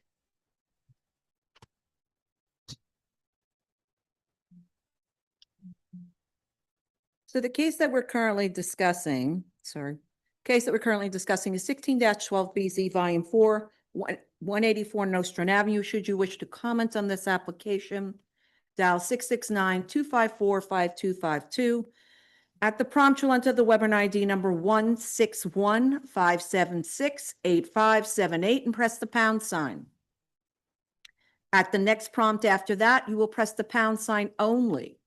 Once you're permitted in, you will press *9 to raise your hand, *6 to unmute as you're calling in on the phone. And if you're in the Zoom room already, please raise your Zoom hand, which is the little hand at the bottom of your computer screen. Once you are recognized, you will have 3 minutes in which to comment on this application. I think the larger question in this one, while we're waiting for anybody to call in, is the issue around getting the sign off from on air quality and noise. We'll have it submitted in the next week or two. So I'm hopeful that it'll be a quick turnaround. Good. And the rest of my comments are fairly quick responses as well.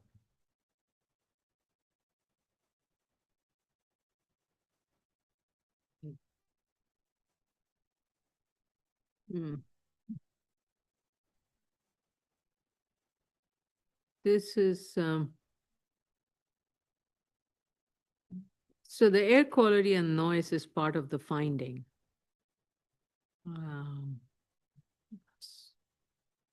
I cannot close without that sign off. While all the rest of the information seems to be there, Right. Understood.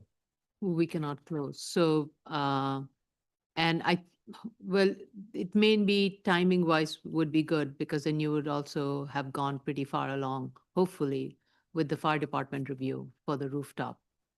Okay, And we can put it all together.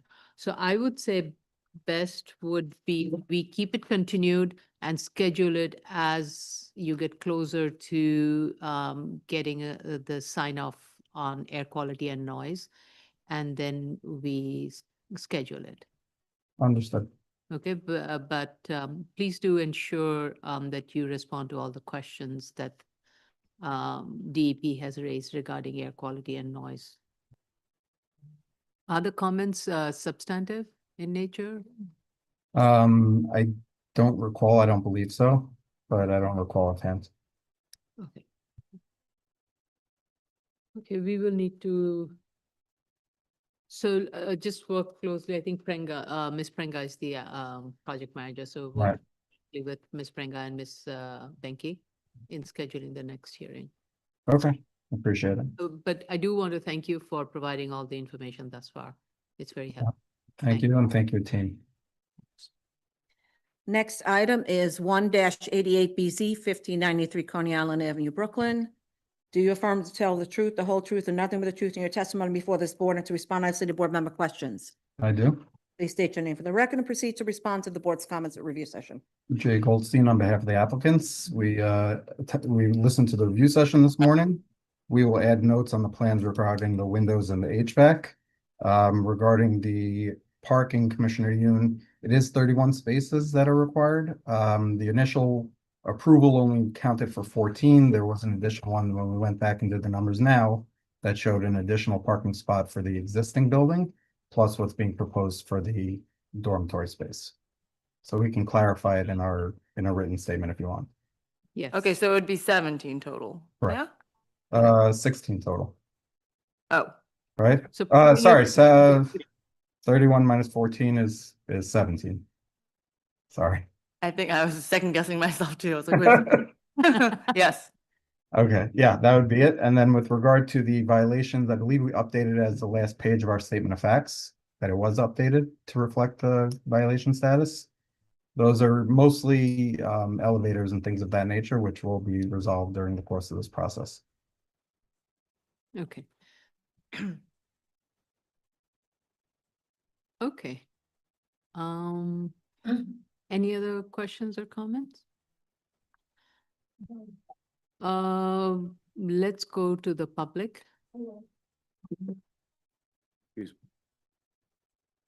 But we, We have to go to. The case that we're currently discussing is 1-88BZ 1593 Coney Island Avenue, Brooklyn. Should you wish to comment on this case, dial 669-254-5252. At the prompt, you will enter the webinar ID number 161-576-8578 and the pound sign.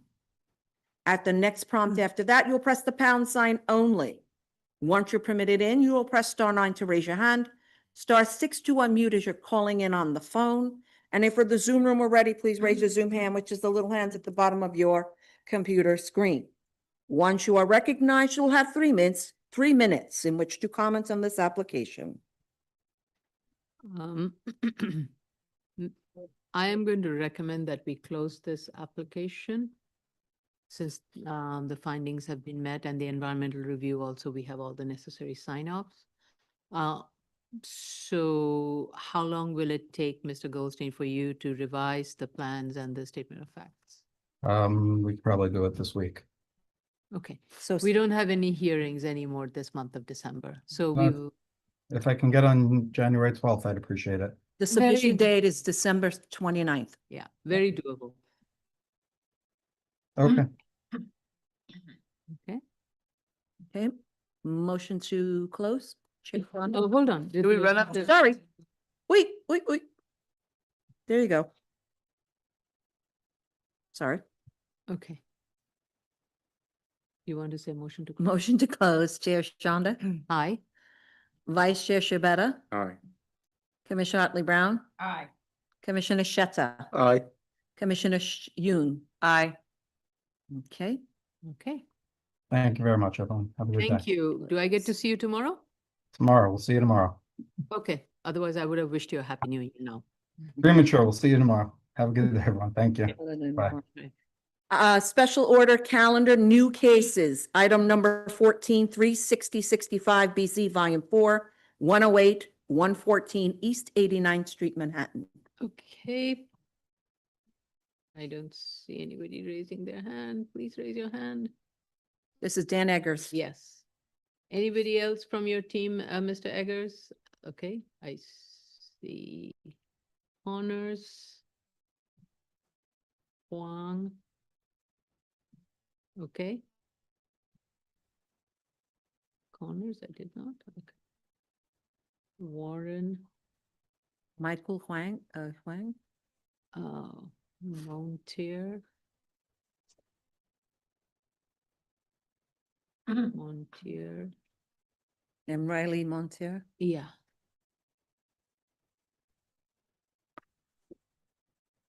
And Sloan Warren. Sloan Warren is. Yeah, part of Sloan you? Warren is in the room. Okay. Okay, is that all, Mr. Eggers? That looks like everyone, yes. Okey-doke. Okay, raise your right hands. Do you affirm to tell the truth, the whole truth, and nothing but the truth in your statement, in your testimony before this board, and to respond honestly to board member questions? I do. Okay, whoever is the lead, please state your name and proceed to respond to the board's comments at review session. Okay, good afternoon. Dan Eggers from Greenberg Charg, representing the applicant. Chanda, commissioners, we watched the board's review session this morning and we appreciated the board's favorable observations of the proposal and the application materials. We will update the plans as Commissioner Shedd has requested regarding the note for structural stability. We should be able to do that relatively quickly. So I would respectfully request that the board consider closing the hearing pending any testimony from the public upon submission of those plans, and calendar us for a decision at the next available hearing date. Excuse me, Mr. Eggers, is Nicholas Pizzania one of your people? Yes. Okay. Apologies, I didn't see that he wasn't on. Does he need to be part of the? I do not expect so. Okay, So just the interest of time, I'm saying, if you don't need him, we can proceed accordingly. Yes, I think we can proceed. Okay, all right. Yes, this was a very thorough application. So, and as you heard from the board, it's a very modest, minimal ask, and the requests that you have stated are very justifiable. So, thank you for such a thorough documentation. Thank you. Any questions or comments? I did send the comment to You did. Works Manager. I believe they got it. But just Yep. when talk to your architect when he has that comment or note, just make it bold and larger font than the rest of the page. So it's going to be easy for the plan examiner to catch it, please. Understood. Will do. Thank you. Yes, let's go to the public. I'm sorry. the case we're currently discussing is 36065BZ, Volume 4, 108, 114 East 89th Street, Manhattan. Should you wish to comment on this application, dial 669-254-5252. At the prompt, you'll enter the webinar ID number 161-576-8578 and press the pound sign. Once you're, and at the next prompt, you'll press the pound sign only.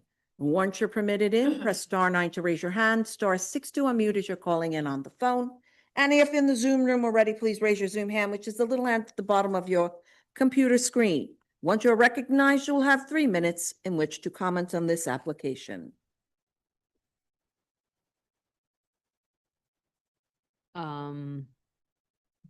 While we are waiting, of course, our recommendation will be to close it.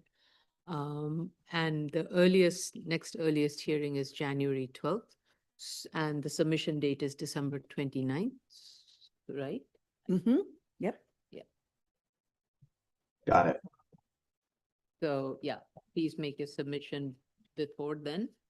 And I'm just waiting for the clock to run out, Dan. Mister. Understood.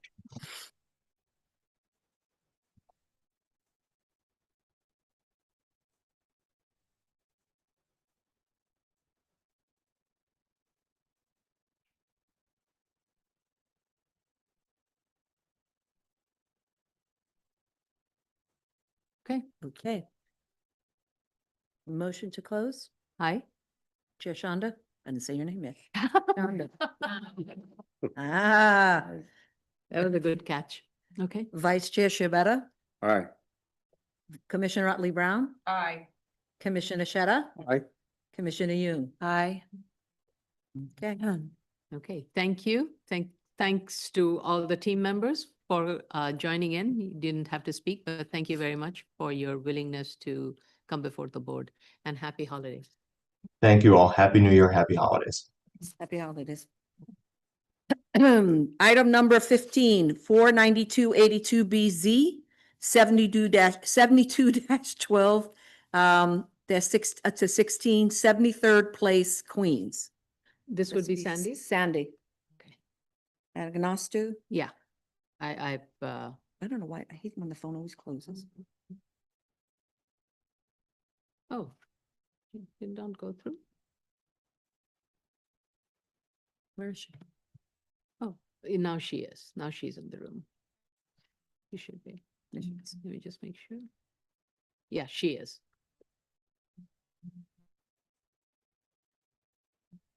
Good afternoon. Is Hi, there is anyone anyone else from your team? The property owner, Mr. Rudy Jonke, Mm, he may be in the waiting room. I have Rudy Glenn. Yes, Okay. Okay, yes.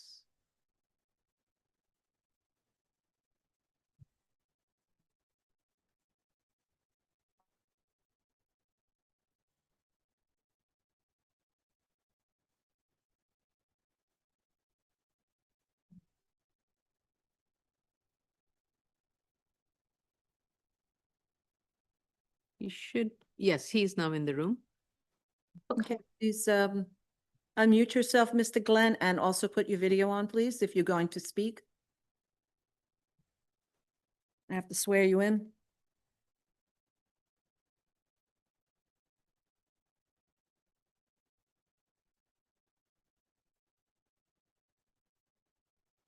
If the owner is having difficulty, can we proceed with you, Ms. Agnostu?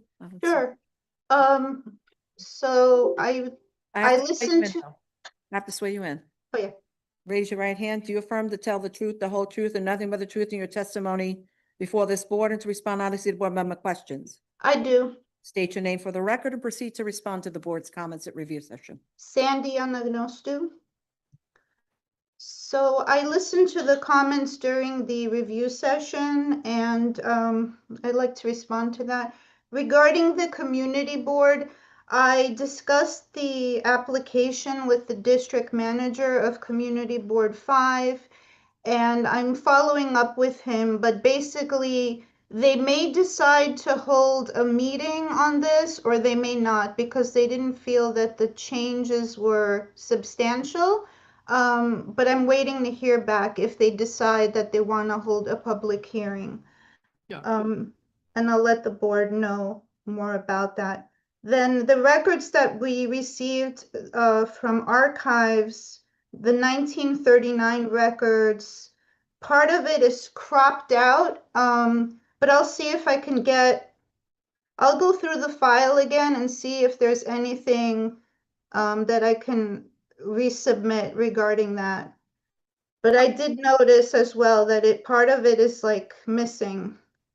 The reason I just picked that up because in your compliance chart, you were referring to certain things and I couldn't relate it to the documents, so that's why. Okay. Yeah. But But I think the critical one is from the when was the last one? 1984. 1984 was the last when the board had granted. And the plans based on that and the requirements really, if the compliance chart does not though it states it meets it, it does not, based on the photos that's been provided. Right, and so looking at that plan, particularly the fence, if you want, I can share the screen, but it shows 3 fences, 2 existing fences and 1 new chain link fence along the rear of the property. Share the screen, please, with Yeah, your, sure. so we know what you're talking about. Thank you. So you see that? Mm-hmm. So it shows an existing fence between the auto repair shop, gasoline service station, and existing home. It also shows an existing fence between the property and the other adjacent property, and then a new chain link fence along the rear. We can provide updated photos, but I do not, based on the photos that we did submit and that I looked at, I don't see this existing fence between the adjacent property and the subject property. It looks Really like there, did not see any fence. I did not see any existing fence between the existing residential building and the auto repair. So unless so can you show the photos? yeah, I'll do That's that. kind of how I came to that conclusion. I was looking at the photos and the street view from Google. Yeah, let me just open the photos. Okay, so yeah, this fence between this property, there is no fence between this property and the subject property. Then along here, again, I don't see a fence between the house and, Yeah, and I think for you to propose this amendment, you need to comply with the prior board grant. And I would say for me to consider this, the reason the prior board required that separation needs to be maintained, even though it's it's going to be 2 separate tax lots. You need to provide a visual separation. So you need to have that fence placed where according to the plan. Then also show the fence condition, especially the fence condition along the residential lot line. When you go further back, if you look at the plan, if you look at the back area here, it looks like there is some sort of fence with screening yeah, here. but it's not there along the front portion where those red cars are. So you need to continue Correct. with the fence along as shown in the plan that was approved back in BSA approved plan. I'm looking at the BSA approved plan. Yeah, in 1984. Yeah, the BSA approved plan. Well, I use the Google Street View. Okay. To look at. Well, we do need to see more pictures of the lot line conditions of the entire zoning lot, including the residential portion, because that is critical. Okay, we'll provide more photos and we'll go, and once we go to the site, obviously, and take the photos, we'll verify the conditions, revise our plan, as needed, and then we'll have to install whatever fencing to be in compliance with the previously approved. Ms. Ignatius, what I'm noticing is that the approved plan said that was provided. It includes then the prior existing site plan, which shows the current condition, which shows the fence where it is today. Whereas what was approved by the board required a completely different fence location, which extended all the way from the front lot line to the rear lot line. And the placement of that fence runs close to the existing building. So you need to revise this. You need to revise, yeah, you need to build that fence according to what was approved by the board back in the 1980s. Yeah, I see that. Okay. Okay. And then you would want, we will submit the plan and then discuss the actual installation of it after, or should, I don't see any reason why you cannot install it now. okay, And it needs to be of residential standard and of a height, I think it has to be minimum 6 foot high, and it has to be an opaque fence. can it be chain link with opaque slat, or We would, you know, do you want to see what we're proposing before we actually it should be of, install? when I say residential quality, Mm-hmm. I don't consider chain link fence to be one of them. Right. So maybe we should submit, what we're thinking, and before we actually do the installation, we No, submit for you. I don't think this requires that. You pick a fence quality that you have had many projects before. Yes. So you know what we mean by residential quality. So please look into that and provide a fence that is of residential quality, opaque fence like PVC fence and things like that. Okay. And provide that along this portion. The rest can be a chain link fence for the rest of the site, especially along the what is that direction on the left-hand side of the auto repair building. You provide the chain link fence abutting the apartment building, because that's what the previous board wanted. We are asking for a change, and the change is you have to provide a fence here now, and that fence should be a PVC fence. Okay, understood. So the other, there were some typos in the statement of facts that Commissioner Sheta mentioned, which we will correct. A more accurate description of the site will be provided, and an update regarding the violations. And we will also submit a signage analysis. Okay.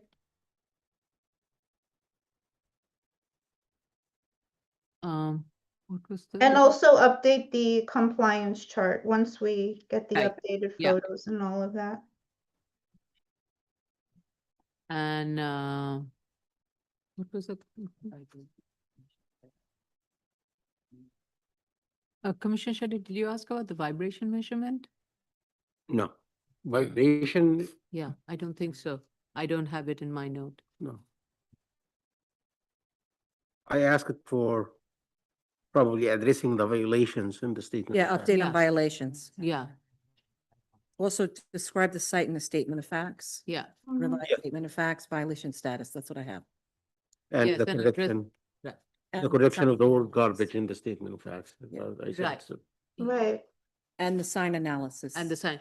Yeah, we did not receive any update on the violation status, so you not only have to provide a violation status, but as Commissioner Sheta said, include that into your statement of facts also. Okay, will do. Okay. How much, okay, let's go to the public first. Any other questions? Let's go to the public.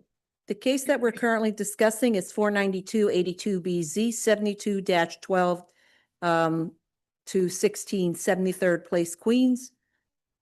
Should you wish to comment on this application, dial 669-254-5252. At the prompt, you'll enter the Weber ID number 161-576-8578 and press the pound sign. At the next prompt, you'll press the pound sign only. Once you're permitted in, you'll press *9 to raise your hand, *6 to unmute as you're calling in on the phone. And if in the Zoom room already, please raise the Zoom hand, which is the little hand at the bottom of your computer screen. Once you are recognized, you'll have 3 minutes in which to comment. How much time will it take for you to make these corrections? Revising the plan, statement of facts, updating the violation status? 30 days to give time for the fence installation as well. That's January 8th. So let's schedule this for February. end of January or early February. Sounds good. Well, because she's doing 30 days, it would be January 8th, so that she. Oh, okay. So that would be the February, February 9th. we'll schedule this for February. Okay, Okay. thank you. Hold on. Wait, hold not finished. on. Okay. I see no hands. Okay. Okay, so this is continued, correct? Yes, it's continued. Okay. All right. Thank you. Thank you. And by that time, we would also get a community board update. Exactly. New case is still, item number 164499 BZ, volume 4, 194 Brighton Avenue, Staten Island. This case has been postponed. Right. Item number 17, 22702 BZ, 527 East 233rd Street, the Bronx. This would This be Hiram Mr. Rothkrug? Rothkrug. Yes. Yes.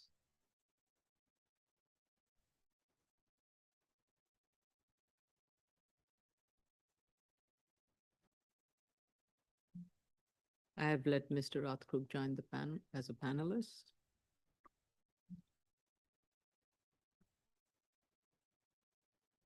Good Good afternoon, everyone.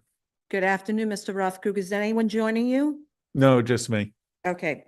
Raise your right hand. Do you affirm to tell the truth, the whole truth, and nothing but the truth in your testimony before this board and to respond honestly to board member questions? I do. Please state your name for the record and proceed to respond to the board's comments at review session. Hiram Rothkrug for Vassalotti Associates. We attended executive session this morning. Community Board 12 had a public hearing on this item on Thursday night, November 20th. We attended the hearing. We didn't stay around for the vote, but the hearing itself went very well, and we got some compliments about the station. As soon as the board wanted an update, I did call them after executive session. I got an answering machine. So I left a message, but I'll stay on top of them. Okay. And suppose that we would have their recommendation very shortly, I hope. As far as the plans, we'll dimension the pedestrian access area to the store, and like the case earlier this morning on Highland Boulevard, I'll also put a condition on the plans or on the statement of facts about making sure that sales don't interfere with handicapped access. Right. So make sure, so in the plan, dimension the 4-foot width and make sure this 4-foot width is free and clear of any area which would be used for display of any material and bollards also, if there are any bollards. Yes, absolutely. Okay. When we filed the application with the board, we reached out for the last approved plan. The board sent us that one sheet, Z001-02. We didn't receive any other plans from the 2012, I believe, approval, although I do have a set of the original plans that I could forward to the board if they'd like from 2002. That's fine. 2002. So you don't have any. The original approval. That's odd. We don't have anything for 2017. Who's the project manager? Okay, so Which one, were you looking for plans from 2017? yeah, We'll look for them. 22702. I'm surprised that we We'll don't have look the for plan that because again, this and was if recently we'll approved. Yeah, Pull the file again. yeah. No, this is 2017. We should, Actually, I'm sorry. It should be in came shared from drive. November. It should be in share. it should be in shared drive. Yeah, okay, we'll see. So if we there's have no it. reason why we shouldn't have the documents. Yeah. Okay, so again, we'll look for it. I'm surprised that we don't have it and that you don't have it either, or your client doesn't have Well, it. it wasn't we weren't the architects of record for the last application. Okay, does your property owner, does your client have it? I don't believe so. Okay, so I would say you should reach out to whoever the applicant of record was at that time, architect of record at that time, and to see if they have it also. Meanwhile, we'll also look for it. Okay. Okay. I mean, if need be, I could foil the folder at the board and come down there. You should have done that before. Yes, that would be ideal. Yep. Okay. And that was really it. Other than I really don't have a good reason on why they haven't been able to obtain the C of O from 2002. Okay. So you need to, my concern is by granting this now, we are going to just see another rollover of not a CO being issued. So I need to know that this would be done and what measures you're taking to make sure that the CO gets, CO process gets initiated. Madam Chair. Oh, you did? It's from September 2017. Yeah. Okay, so we did find it in our, Is that in SharePoint or is it in our Usually, it's, yeah, stamp. Yeah. forward stamp, okay, so we do have it. You know, we have the complete set? just page. It's one It's only one page? Yeah. What? I don't know if this is. No, it cannot be the complete set. Okay. So maybe our file didn't get fully uploaded. Maybe only one page got uploaded. All right, Okay. we'll look at it. We'll look through also, but. Okay. Yeah, so we need some assurance as to this time the CO will be obtained. So you need to provide us with a letter of affidavit from the property owner indicating that you will start the process soon and give us a very clear timeline. Okay, understood. As to, and do you need to retain the architect? Have you retained the architect? When can the architect proceed? Give us all of that information. I mean, do you want an affidavit from the property owner? We need an affidavit from the property owner, but we also need to make sure that you have retained an architect to proceed with this. Yeah, I gotcha. Okay.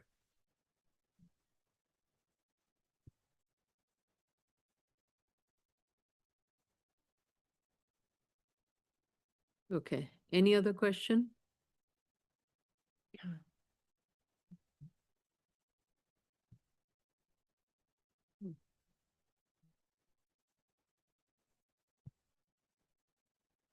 Any other questions for the commissioner? Okay, let's go to the public. The case that we're currently discussing is 22702BZ, 527 East 233rd Street, the Bronx. Should you wish to comment on this application, dial 669-254-5252. At the prompt, enter webinar ID number 161-576-6578 and press the pound sign. At the next prompt, press the pound sign only. Once you're permitted in, press *9 to raise your hand, *6 to unmute as you're calling in on the phone. And if in the Zoom room already, please raise your Zoom hand, which is a little hand at the bottom of your computer screen. Once you're recognized, you'll have 3 minutes in which to comment. Only one sheet.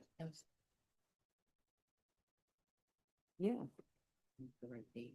Mhm. Okay. I'm.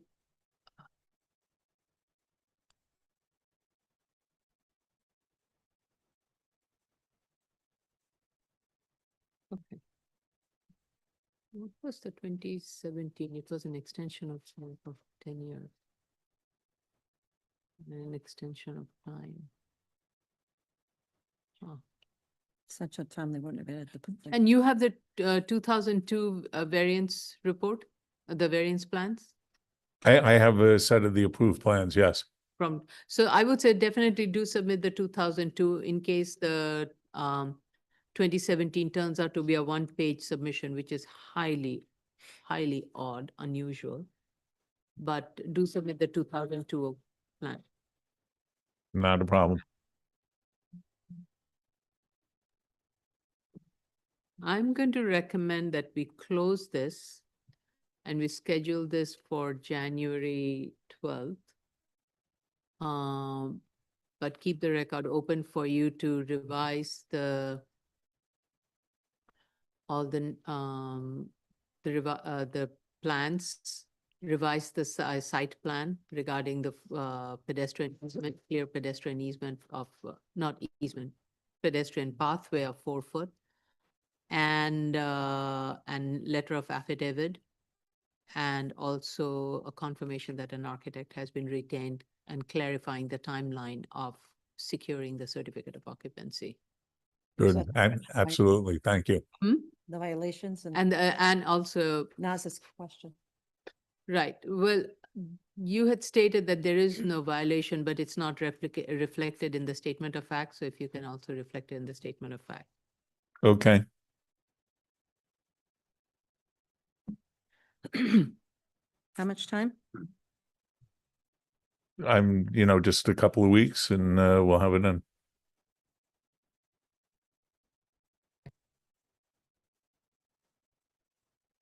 Okay.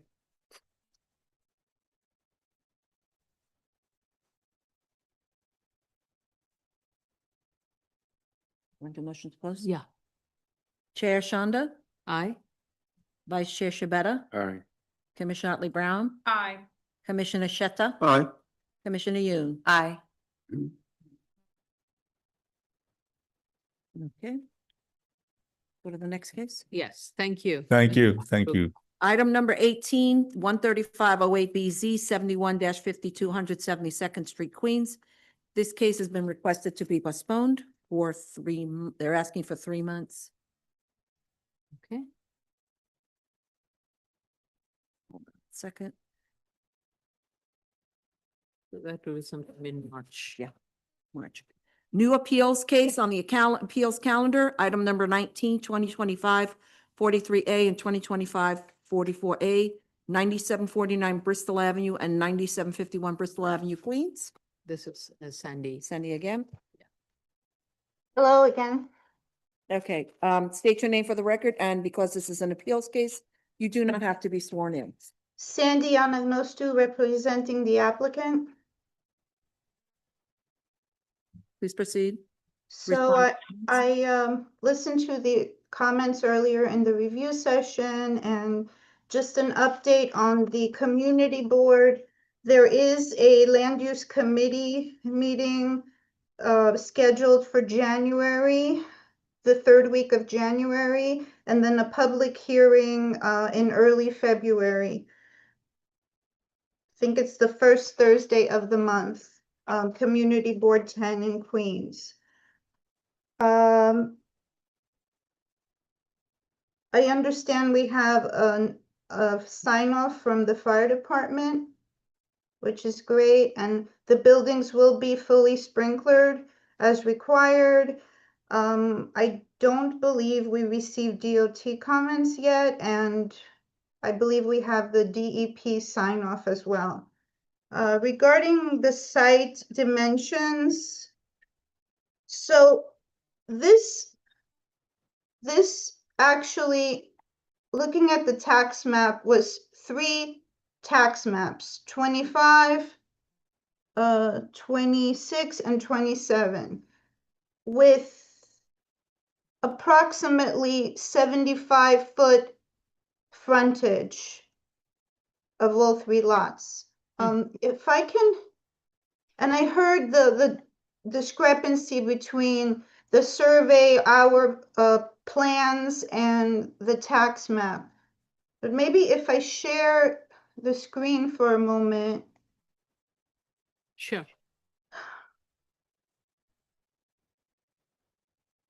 So we have, what we're proposing is to combine those 3 existing tax lots and create 2 separate tax lots.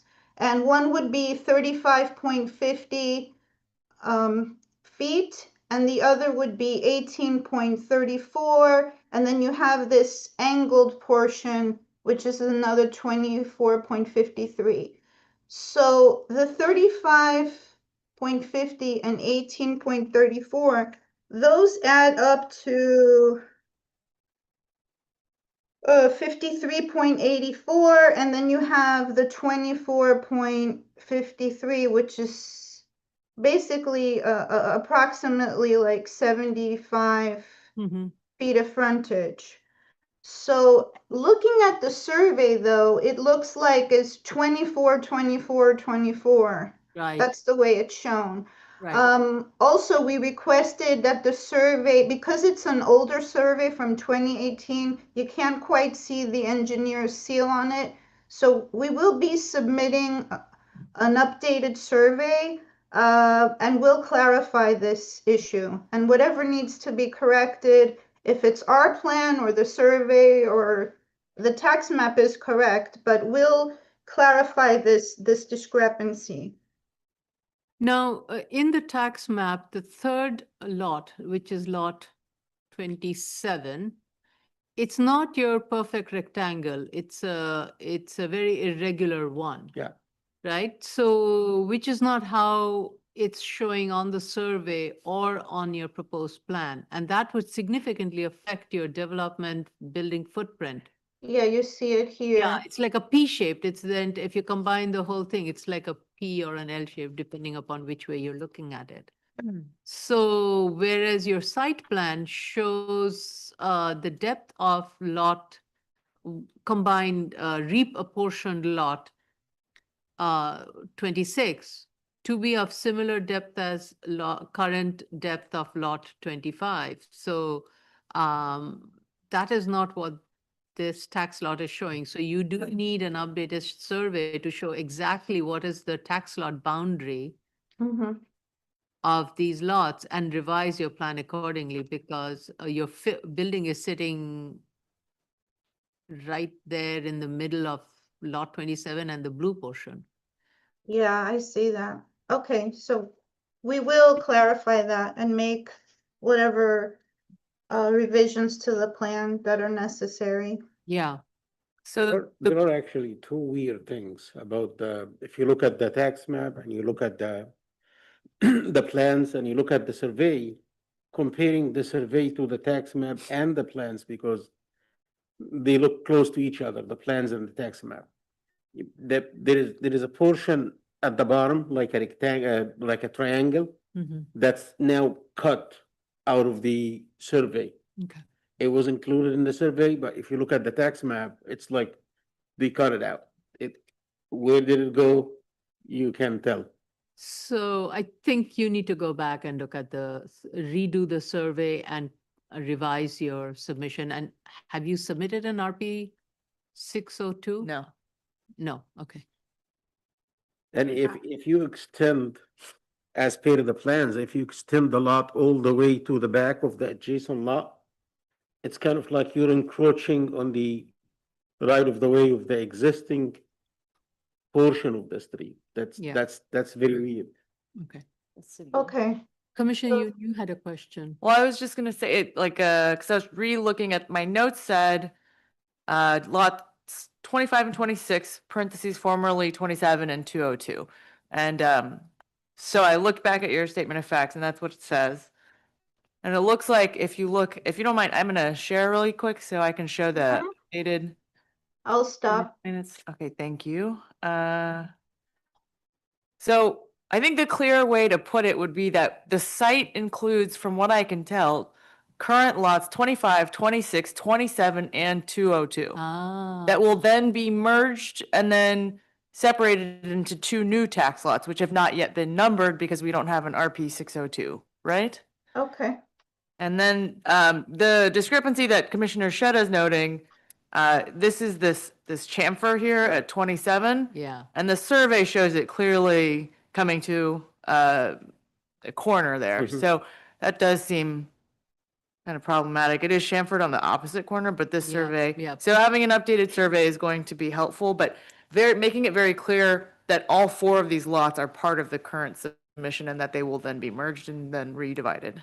Okay, so it's 4 lots. So then the narrative, everything needs to be revised. Yeah, I think so. Okay, understood. And I think those were the comments. Okay. You will need to add the fire department note about the buildings being fire sprinkled. Yes. Sprinkled by fire code standard. I think the language has been provided by the project manager. I'll ask Ms. Ebanks to share the fire department letter if you haven't received it, so that you can quote the specific fire code and the building code section. That's being Yeah. ref. Okay. All right, any questions or comments? Let's go to the public.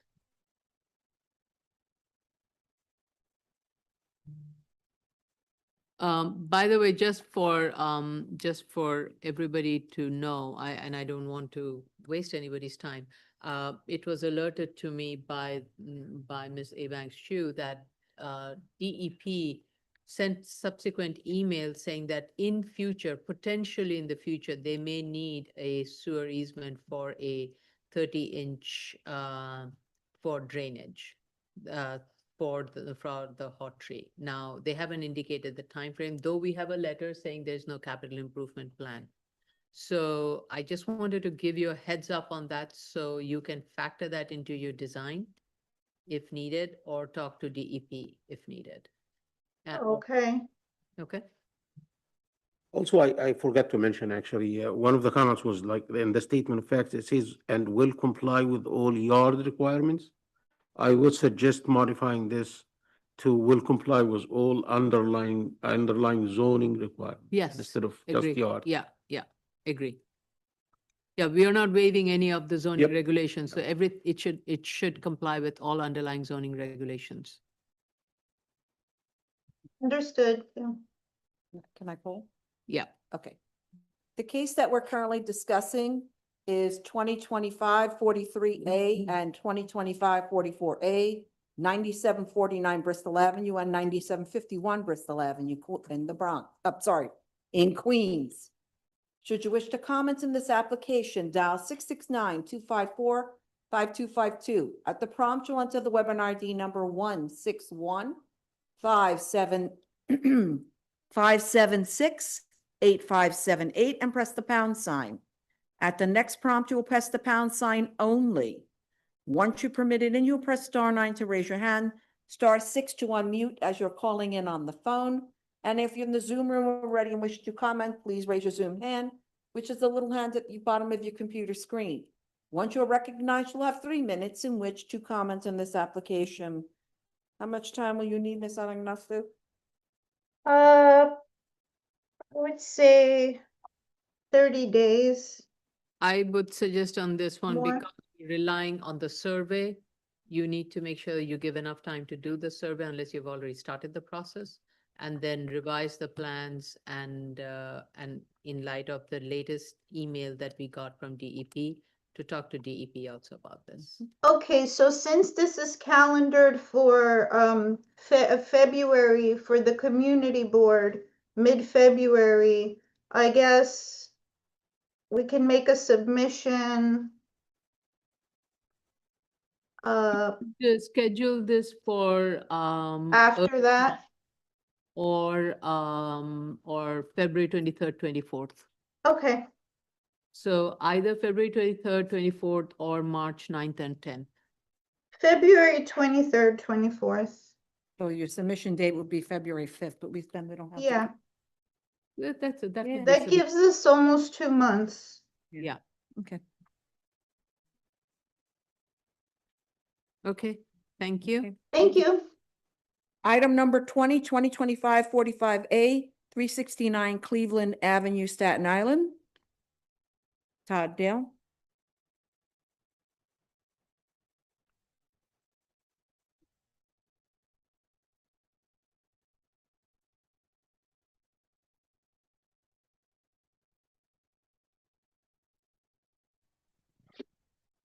Good afternoon, Todd Dale. Is there anyone with you? No, just myself today. Okay, please state your name for the record and proceed to respond to the board's comments at review session. Will do. Good afternoon. My name is Todd Dale. I'm here on behalf of this application for 369 Cleveland Avenue. I did listen to the review session, and there were just a few minimal comments. We will update the site plan with the board's standard note regarding review and no waiver of flood requirements. As discussed during the review session, it is in the flood zone, and that I believe the firm panel is part of the record as of December 3rd. And Chair, to your point, we'll provide an updated statement that clarifies the discrepancy between the the proposed floor area and the existing floor area. It's the language in the statement's a little confusing, so we'll update that. Yeah. And I believe that that was the extent of the questions. This is really a situation very similar to like the Van Street application you heard probably a year or so ago, where we're just trying to reconstruct, but an objection was issued because the original CO for this building was issued prior to any GCL 35 waiver, and DOB has determined a GCL 35 waiver is required for this reconstruction. Yes. And when was this building built? The original, do you know? I don't know. I believe that the CO is part of the record. Hang on just 1 second. I can confirm. I believe it was 1950-ish. Let's take a look here and see when this CO was issued. So the certificate of occupancy of record was issued 1950. Okay. So prior to the current zoning resolution and prior to GCL 35 reviews. Right. Okay. Okay. Any other questions? Thank you for the clarification. Sure. Any other questions? Okay. Let's go to the public. The case that we're currently discussing right now, sorry, Julie. Thank you. Case that we're currently discussing right now is 2025-45A. Should you, 369 Cleveland Avenue, Staten Island. Should you watch the comments on this application, dial 669-254-5252. At the prompt, you'll enter the Weber ID number 161-576-8578 and press the pound sign. At the next prompt, you'll press the pound sign only. Once you're permitted in, press *9 to raise your hand, *6 to unmute as you're calling in on the phone. And if you're in the Zoom room already and wish to participate, please raise your Zoom hand, which is the little hand at the bottom of your computer screen. Once you are recognized, you'll have 3 minutes in which to comment in this application. How much time will you need, Mr. Dale? Minimal. I'll reach out to the architect, but it shouldn't take long to add that note. I would say within a week or so, most likely, if there's availability for the next appearance in January, because I think that's the next board appearance. That would be great. He said January. He said he only a week. He said he. No, I'm fine with that. This is a very simple project. Okay, we're waiting for the clock to run out. Yeah.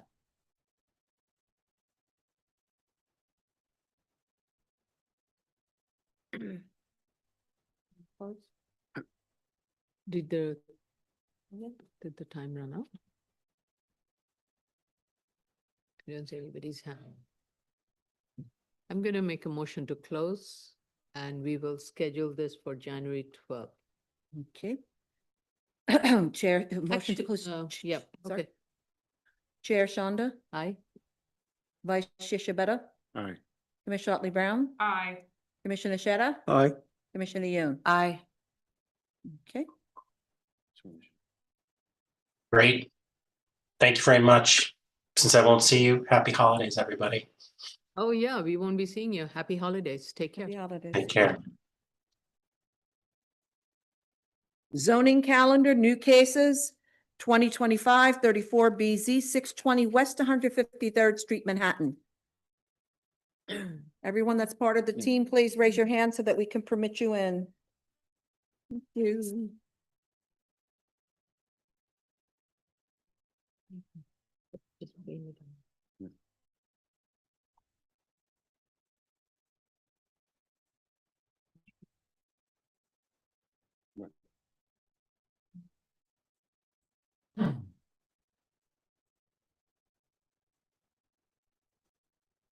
Good afternoon, Mr. Colgate. Is it you and Mr. Steinhaus? Anyone else? Yes, me and Mr. Steinhaus. Is Mr. Steinhaus there? Yeah, we'll bring him Should in. be. Okay. And anyone Yes, else? he is. Okay, that should be it from our team. Okay. As soon as he's in, I'll vote you. Okay, raise your right hands. Do you affirm to tell the truth, the whole truth, and nothing but the truth in your testimony before this board and to respond honestly to board member questions? I do. I do. Okay.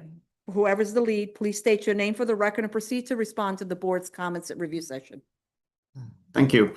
Madam Chair, Commissioners, and BSA staff, My name is James Colgate. I'm partner at Bryan Cave Leighton Paisner, and together with Kurt Steinhaus, we serve as land use counsel for 620W153 Realty LLC in this variance application.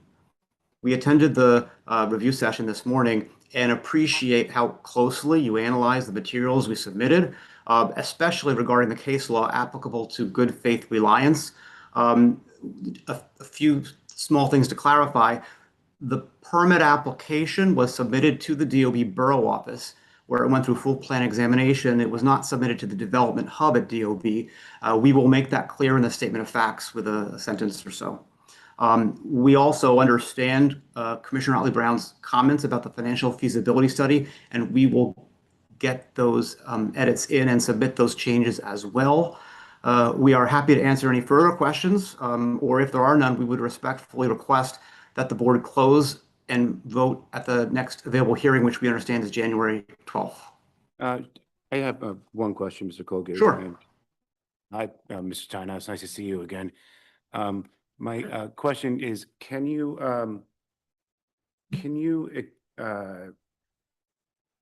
explain how extending a term from 35 years would this have a material effect on your financial assumptions and your loan your loan documents, et cetera, remaining in compliance with them? Yes, we discussed that with the client in between the review session and now, and they basically said that that would put them into a grave financial problem because of their lenders and their underwriting. It just doesn't function in a project of this size with this kind of sophisticated loan instruments. It's not something that's possible. Likely to lead in a default. Yes. Thank you. If I could add, if the 35-year timeline is based on the 421A tax exemption, which I think it is, right? Yeah.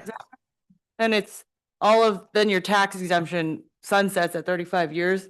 And so the presumption, I think, from an underwriting standpoint would be that your rent then goes up on those units to compensate for the loss of that real estate tax exemption that you've benefited from for providing the affordable units. And Commissioner Yoon, you hit the nail exactly on the head. I have nothing further. Well, thank you. That's a good point. Okay. Thank you for all the clarifications. Any questions or comments? Yes, I just want to say that I did read the response to the community board, and I believe now complying with the conditions that the community board is asking for is going to constitute a burden to the client. And this burden could be considered as a significant penalty, I would say, which is going to be in contradiction with the good faith reliance conclusion that the board reached and based on which the board considered this variance application. Thank you. Okay, thank you.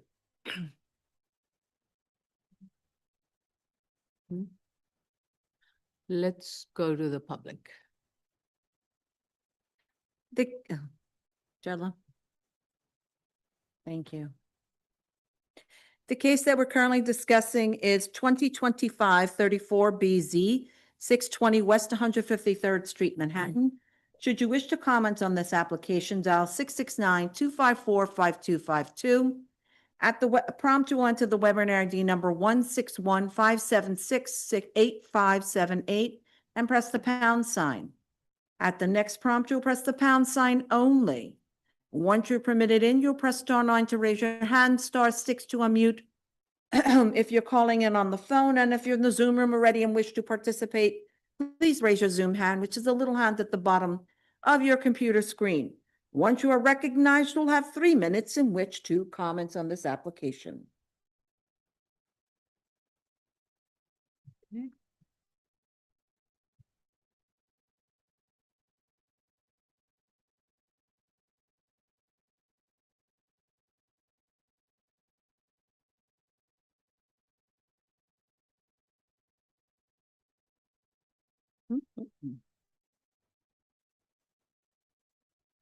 I don't see anybody raising their hands. We see No, those 4. people might be, well, Rebecca's from LaBelle's office, so might for the postpone. The other 3 might be for tomorrow's cases, so I I'll see. just make, Okay, I'll make a mention of that once we hit the clock. yeah, okay.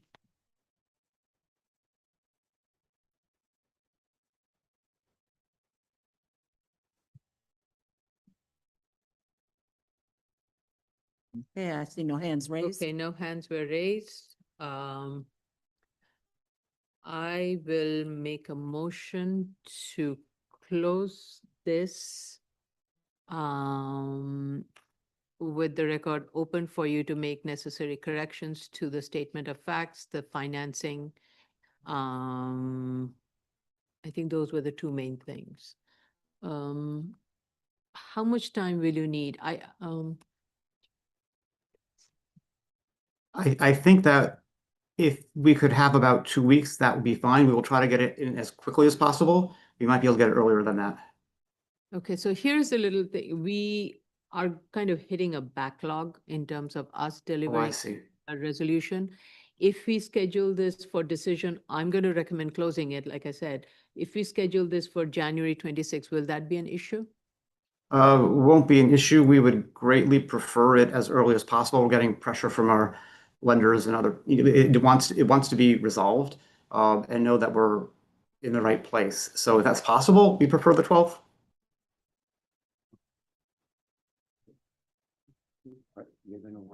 We could get the comments turned around probably in a week, I suppose. We'll have to work with Barbara. Okay.